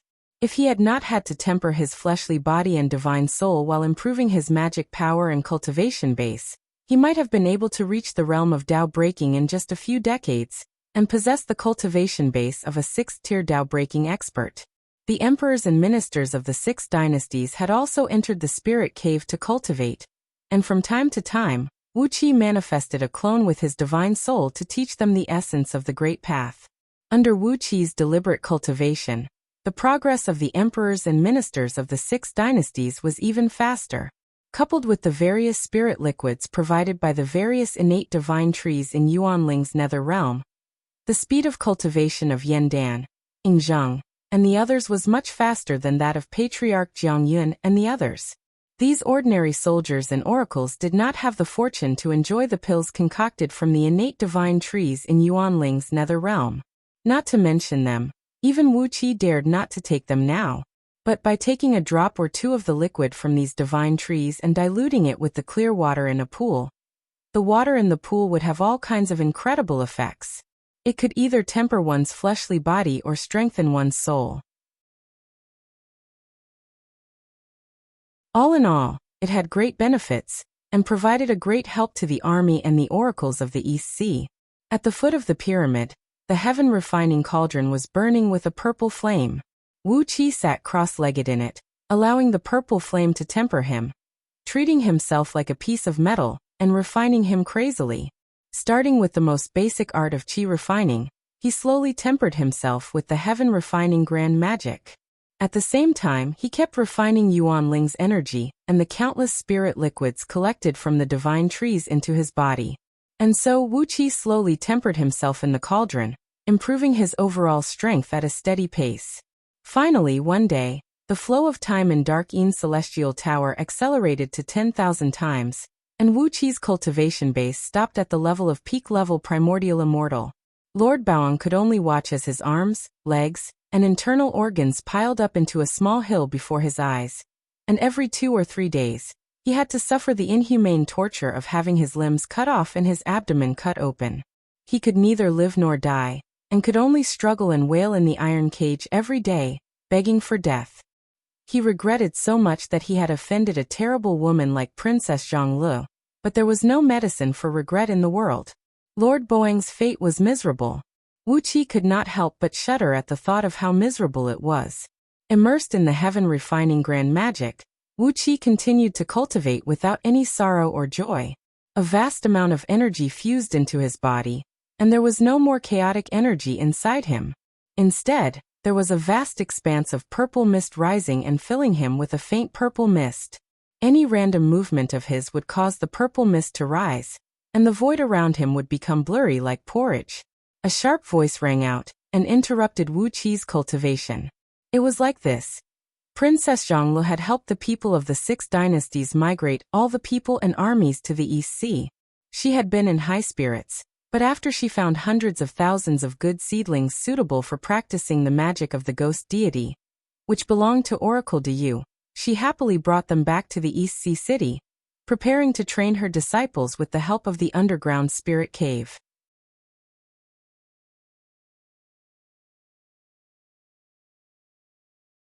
Chapter 857. A challenge from the third prince of the celestial court? Wuxia gave a cold snort. The heaven-refining cauldron transformed into a stream of flame and shot into his forehead, leaving a faint shadow of a purple cauldron on his forehead. He shook his body lightly, and a series of crisp popping noises rang out from all his joints. Wuxia waved his hands to both sides, and an invisible and traceless stream of energy wrapped around him spread out in all directions, enveloping the entire spirit cave in an instant. Long roars rang out incessantly, and all the soldiers and oracles of the East Sea who were undergoing training in the spirit cave had their cultivation improved by 1 to 3 to 5 grades at the same time. The stream of energy unleashed by Wuxia was the impure energy extracted from his body. But for other cultivators, it was like a supreme spirit pill, as it had a magical power that could make one ascend into an immortal from the ground. Not to mention the ordinary soldiers and oracles, even the almighty experts who had stepped into the realm of primordial, such as Princess Zhonglu, felt their bodies heating up as a vast force carrying an endless stream of energy was injected into their bodies. After they circulated the energy 49 times, it transformed into a stream of pure magic power and entered their bodies. Their magic power was actually improved by 1 grade by the stream of energy unleashed by Wuxia. A strange light flickered, and a long roar towered into the sky. A column of flame rose from the top of Princess Zhongli's head, and a golden body of the god of fire, shrouded in purple flames, slowly took shape above her. In the distance, the emperor of Great Chu, Chu Ping, let out a long roar as 3 balls of dark air rushed out from the top of his head. 3 statues of deities, who looked exactly the same as Chu Ping, but dressed in a very simple and unadorned robe, slowly took shape amidst the 3 balls of dark air. They were the god of mountain, the god of rain, and the god of water. Chu Ping cultivated the divine magic of the natural branch of the divine Tao of Yin ghosts, and the 3 deities he formed were the gods of mountains and rivers, possessing the magical power to control mountains, rain, and rivers. With the 3 golden bodies of deities accompanying him, as long as Chu Ping stepped into a place with mountains, rain, and water, he would be able to use the force of nature to kill his enemies, and he would not have to worry about exhausting his magic power. The emperors and courtiers of the other 6 states had also benefited greatly. They let out long roars of joy and bowed to Wuxia from afar. Through the bow, the emperors and courtiers of the 6 states saw Wuxia at the same time, and they could not help but be shocked. Wuxia was shrouded in purple mist, and with every move he made, the void around him had become so blurry that he could no longer be seen clearly. Every movement he made was so natural, as if this was how a human should do it. Every single strand of his hair that danced in the air had an absolutely beautiful charm that made people unable to extricate themselves from it. The emperors and courtiers of the 6 states, who were just bowing to express their gratitude, were stunned. Regardless of their status and age, everyone cupped their fists and bowed to Wuxia solemnly again. What they respected was not Wuxia, but the charm that Wuxia displayed, the Tao. They were honoring the heavenly Tao, not Wuxia himself. Wuxia clapped his hands gently, and the 18 blood-draining celestial fiends turned into blood shadows and flew into the top of his head. Over the years, he had been cultivating hard in the heaven-refining cauldron, and the blood-draining celestial fiends had not let go of their cultivation bases. Although these clones were not as strong as his true form, they had all reached the level of 6th-tier primordial immortals. If they were released, they would be able to occupy a territory in the 9 heavens. Some reckless juniors have come to the East Sea looking for trouble. I'll go and have a look. Everyone, please continue your cultivation. It's not a big deal. Wuxia chuckled and cupped his fist at the crowd, then drifted lightly toward the exit of the spirit cave, leaving a trail of afterimages behind him. Since fusing with the wisdom of Yuan Ling's previous life, Wuqi's character had not changed much.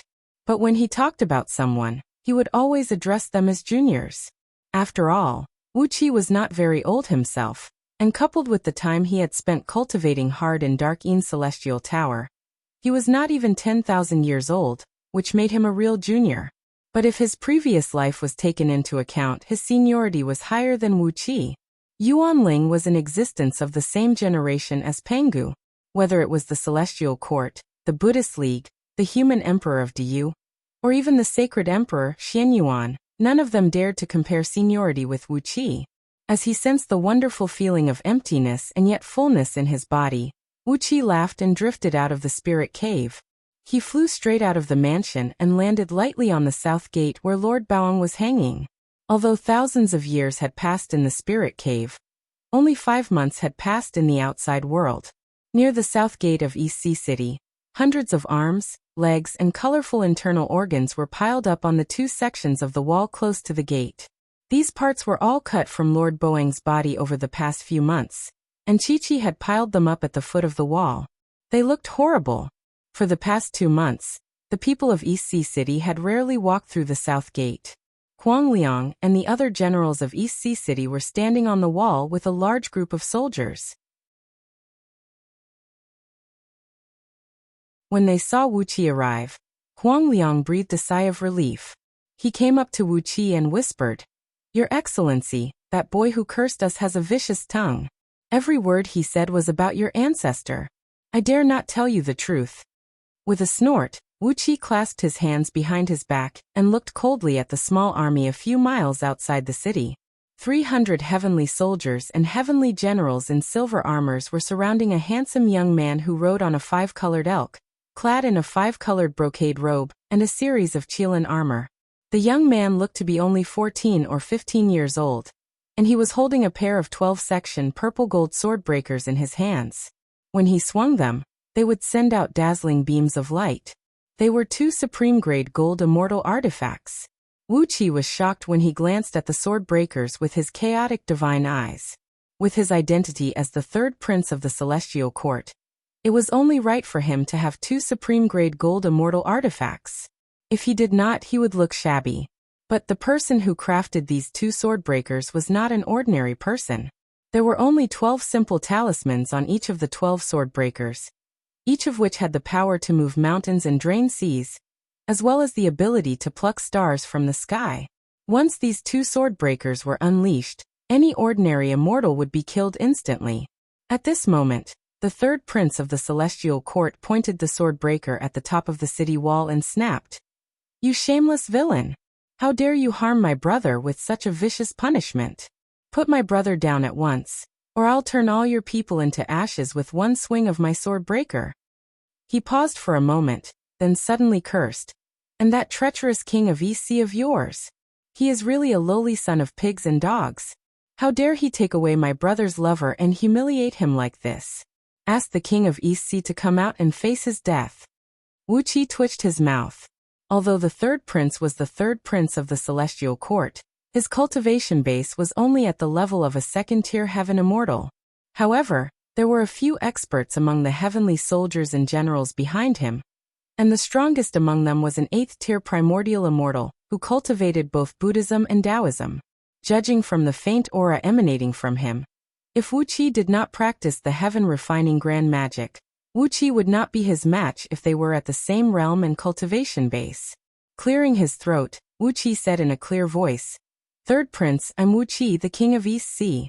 With his current cultivation base, Wuxia did not care about titles, so he openly used his real name. The 3rd Prince raised his eyebrows, pointed a finger at Wuxia, and cursed, "You're the despicable thief. Release my brother at once and hand over the beauty he has taken a fancy to.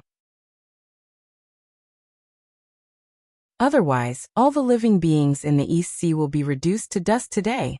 Wuxia gave the 3rd prince a deep look, who had a weak cultivation base but a very arrogant tone. Then he looked up into the sky. With his current cultivation base, he could see through the 33 heavens, all the way to the 9 heavens. As long as he wanted to, he could see everything in the universe clearly. But what puzzled Wuxia was that there was no one in the sky to help him. There were only a few heavenly generals on duty walking back and forth lazily in front of the southern gate of the 33 heavens, and there was no sign of an ambush. Wuxia was stunned. He stamped a few iron chains on the battlements, shaking the cage that imprisoned Lord Baoang. "Lord Baoang, this 3rd prince is not your father's son, is he? How dare he invade the East Sea with just the cultivation base of a 2nd-tier heaven immortal?" Lord Baoang, whose soul was almost disintegrated from the torture, shuddered and screamed, "Don't hit me! Don't hit me! Lord Baoang is indeed my brother. It's just that he was born with an incomplete soul, and his progress in the cultivation of immortal magic is very slow, so he only has the cultivation base of a 2nd-tier heaven immortal now. But he is my brother, the only remaining son of my father and mother, and he is the closest to me." Wuxia understood. The great celestial emperor of the celestial court had the empress and countless concubines, so he had countless children. Lord Baoang was the eldest son of the empress, so he was made the crown prince of the celestial court. Lord Baoang was the 2nd son of the empress, and he was Lord Baoang's blood brother. But how could the great celestial emperor's child be born with an incomplete soul? This was too strange. Wuxia did not say a word. Seeing that Wuxia was ignoring him, the 3rd prince, Lord Baoang, felt a surge of arrogance rising in his heart. He clamped his legs and sat down on the 5-colored elk, then snapped, "You reckless bastard! Die!" The elk turned into a beam of light and rushed to the top of the city wall, while Lord Baoang raised the purple gold sword breaker and smashed it down at Wuxia's head. As soon as the sword breaker moved, the void above Wuxia's head collapsed with a boom, and the time and space were torn to pieces. An invisible force came at him, trying to imprison Wuxia's body. It was a very strong force, and if caught by it, Even those primordial immortals with a slightly weaker foundation would suffer a great loss, not to mention ordinary gold immortals. The expert who crafted this pair of swordbreakers was truly an incredible expert. With the standard of a gold immortal artifact, he was able to unleash a power that was not weaker than a 9th-grade primordial artifact. It was indeed the means of a grandmaster. But for Wuxia, this attack was not enough. He did not even bother to strike. Wuxia looked up at the two swordbreakers that were falling down from above. Lord Boyang's hands shook, and his wrists were broken at the same time. The swordbreakers spun and flew up into the sky, only to be driven away by Wuxia's glare. Lord Boyang shrieked as he leaped onto a white cloud and fled into the distance. Wuxia snorted coldly and pointed out a finger. A wisp of primal purple energy, which attracted the thunderbolts of heaven and earth, turned into a thunderbolt as thick as a water tank and struck down at Lord Boyang. With the cultivation base of a mere second-tier heaven immortal, Wuxia's thunderbolt had triggered the laws of heaven and earth, and its power was comparable to the heavenly tribulation of a 9th-tier primordial immortal. How could Lord Boyang withstand such a powerful thunderbolt? At that very moment, the 8th-tier primordial immortal who had been hiding behind Lord Boyang sprung up, curled his body into a ball, and threw a punch at the thunderbolt. As he punched, he sneered and scolded. "How dare the king of East Sea? How dare you?" Before his voice could fade away, a loud rumble rang out as the thunderbolt struck the heavenly immortal. Countless electric bolts shot out in all directions. The heavenly immortal howled miserably as half of his body was smashed to pieces by the thunderbolt. He barely managed to grab Lord Boyang, who was pale with fright, and fled into the sky in a panic, not even bothering with the 300 soldiers behind him. Looking at the fleeing heavenly immortal, Wuxia smiled, flicked his sleeve, and turned to leave. He did not bother to chase after him.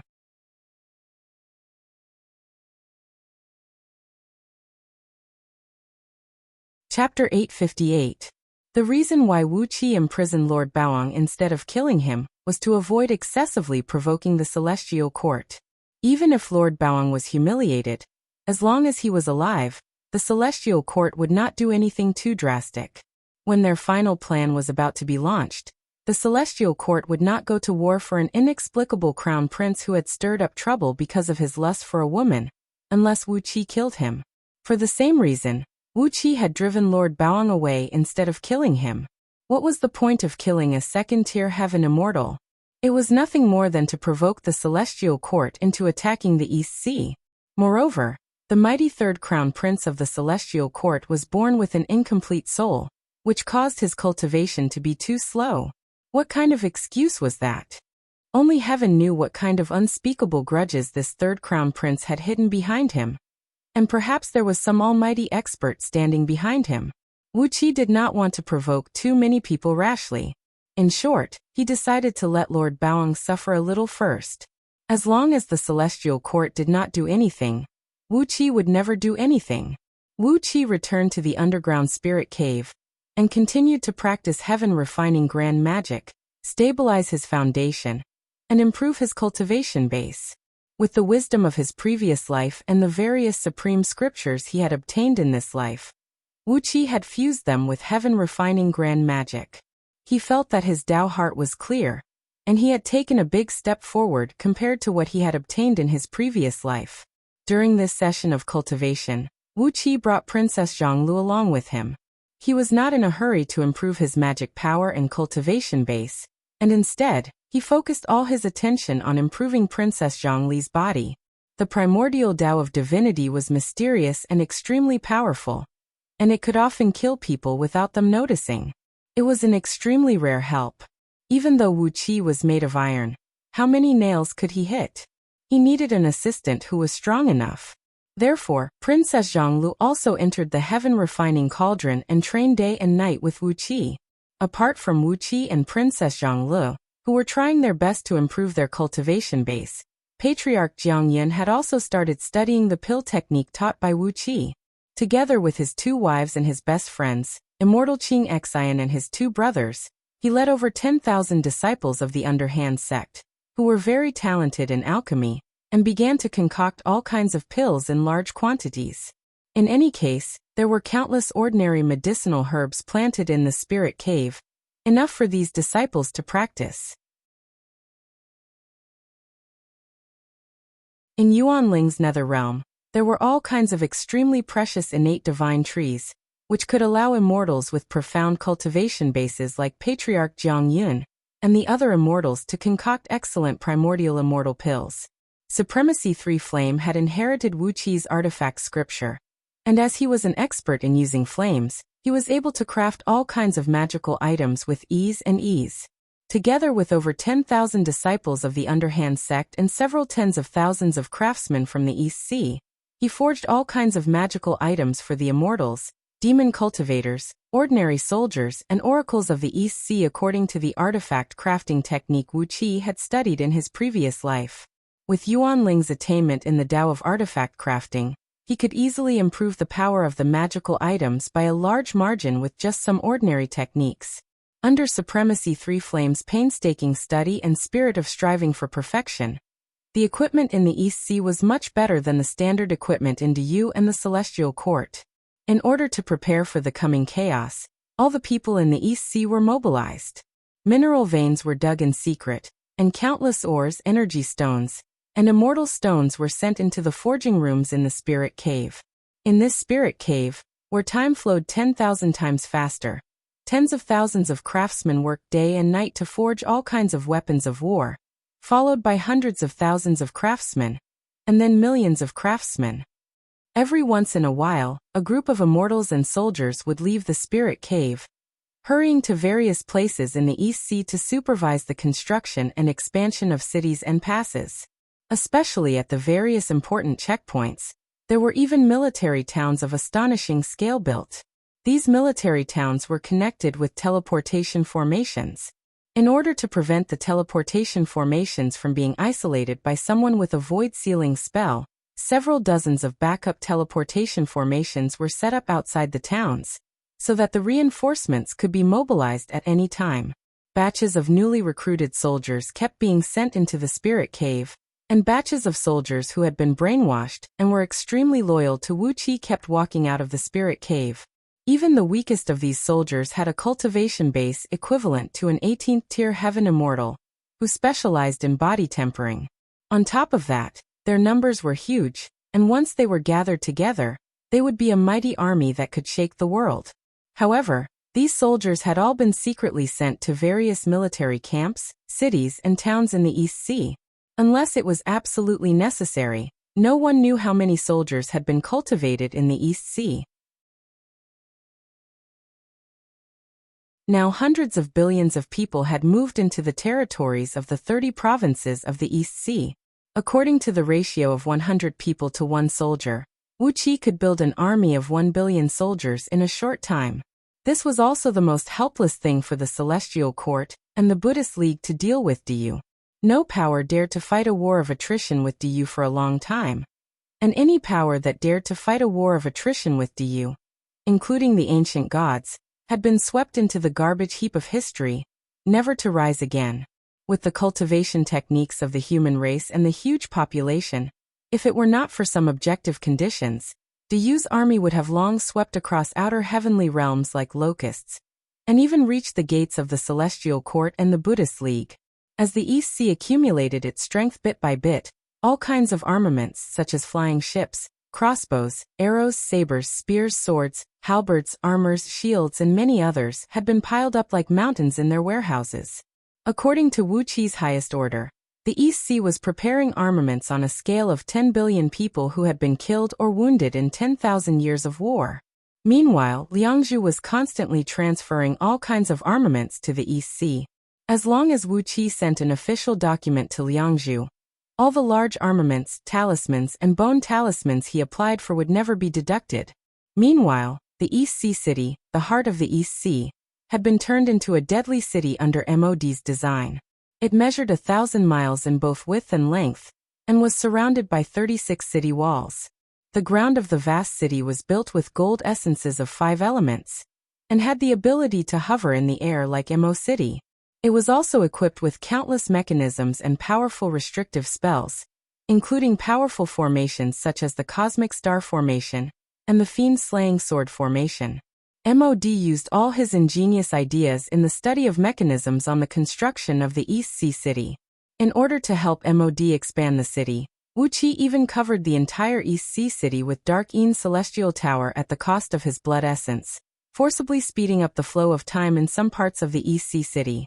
When the East Sea City was finally expanded after 1,300 years, Wuxia scanned the new East Sea City with his divine will and cursed under his breath. Damn it! He was too lazy to express any opinion on this deadly city. Although many of the powerful machines in the city were made by him, Wuxia really had no opinion on this freakish city. No one below the level of primordial immortal could get close to it, and it had the power to instantly kill any immortals and bodhisattvas below the peak level of gold immortal realm within 1,000 miles. This was the new East Sea City.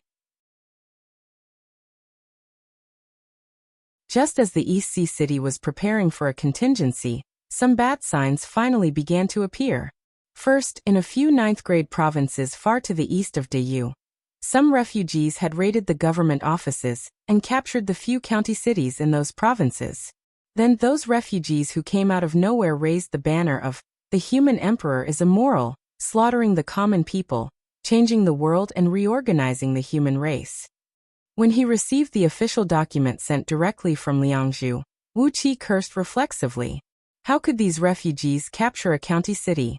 Even if it was a county city in a ninth-grade province, there were always 30 to 50 soldiers stationed there.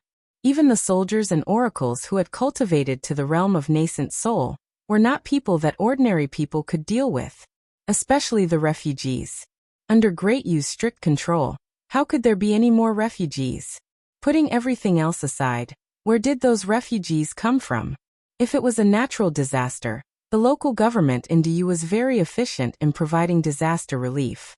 Powerful soldiers were enough to deal with most natural disasters, abundant provisions were enough to settle any number of refugees, and powerful spells could definitely ensure that these refugees would have houses to live in, clothes to wear, and fields to farm in a short period of time.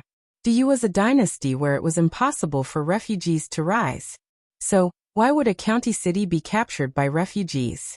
Then more and more strange things happened. In a province in the northeast of Dayu, a phoenix landed on a hill, threw its head back and cried out, "The new emperor shall rise 49 times before dying." In a province in the southwest of Dayu, a 9-colored divine dragon descended from the sky, carrying a stone tablet on its back with the words "Dayu shall perish" engraved on it. A few days later, the main rivers of 3,988 large rivers in the west of Dayu burst into floods at the same time, destroying a large number of residential houses and making countless people homeless. Wherever the floods passed, a black turtle stood on top of a mountain, carrying a stone tablet on its back. The golden characters on the tablet shone with a dazzling light, and could be seen clearly by everyone in a radius of millions of miles. A line of golden characters read, "The birth of the sacred emperor, the abdication of the human emperor." About a month later, the barren land at the junction of the 3 provinces in the southeast suddenly caved in tens of thousands of miles deep. In the huge, dark pit, countless ghosts and monsters were screaming all day long. Dayu is unruly, harming the people, the birth of the sacred emperor. Their shrill cries drifted in all directions day and night, and the farthest place even reached the border of Zhong province. Before the officials of Dayu could refill the sinkhole, tens of thousands of meteors fell from the sky. When they smashed into the ground, they exploded, and out of each came a strange ape with a white body, a black head, a red tail, and green claws. These monkeys hopped and ran like the wind, wandering all over Pangu continent. If they saw the people of Dayu, they would shout, "Do you know? Emperor Haozuan will die in less than 3 months. The birth of the sacred emperor will change the world. The birth of the sacred emperor will change the world." Or when they ran into the local officials of Dayu, these monkeys, who ran so fast that ordinary Dayu generals could not catch up with them, would shout, "Aren't you going to save your own lives? Run. Dayu is unruly and the emperor's aura is crumbling. Dayu will be destroyed, and a new emperor will rise." Emperor Haozuan flew into a rage, and sent a large number of powerful oracles to hunt down these monkeys. But no one knew what these monkeys were, as they could tear through the void and travel at will. Even though the supreme oracles of Du possessed mighty cultivation bases, none of them could kill even one monkey and offer it to Emperor Haozuan. Then, all kinds of ominous signs began to appear all over Pengu continent. There were rains of blood, landslides, corpses rising from graves and wounding people, and pregnant women giving birth to all kinds of miraculous babies. In some places, pregnant women gave birth at the same time on the same day. Clad in armors and armed with weapons, the babies hopped out of the door, saying that they were going to Liangzhu to kill the unruly emperor, Emperor Haozuan. For a moment, the people of Du were in a state of panic, and the people were in chaos. Right at this precarious moment, another urgent document was delivered into Wuxia's hand. In outer heavenly realms, immortals began to organize conflicts with the marquises of Du. Thousands of marquises had been killed in the conflicts, and their generals and soldiers were either killed or captured. In just a few days, Du had lost control of a large area of outer heavenly realms, and this kind of friction was getting more and more intense. You're tuning in to the Li Mei's Wuxia Whispers YouTube channel. We're so grateful for your support, and don't forget to subscribe to join us on this incredible journey through captivating stories. Your generosity through donations truly makes a world of difference, as it's the primary source of revenue that allows me to expand and enhance this channel for you. Thank you from the bottom of my heart for being a part of this adventure.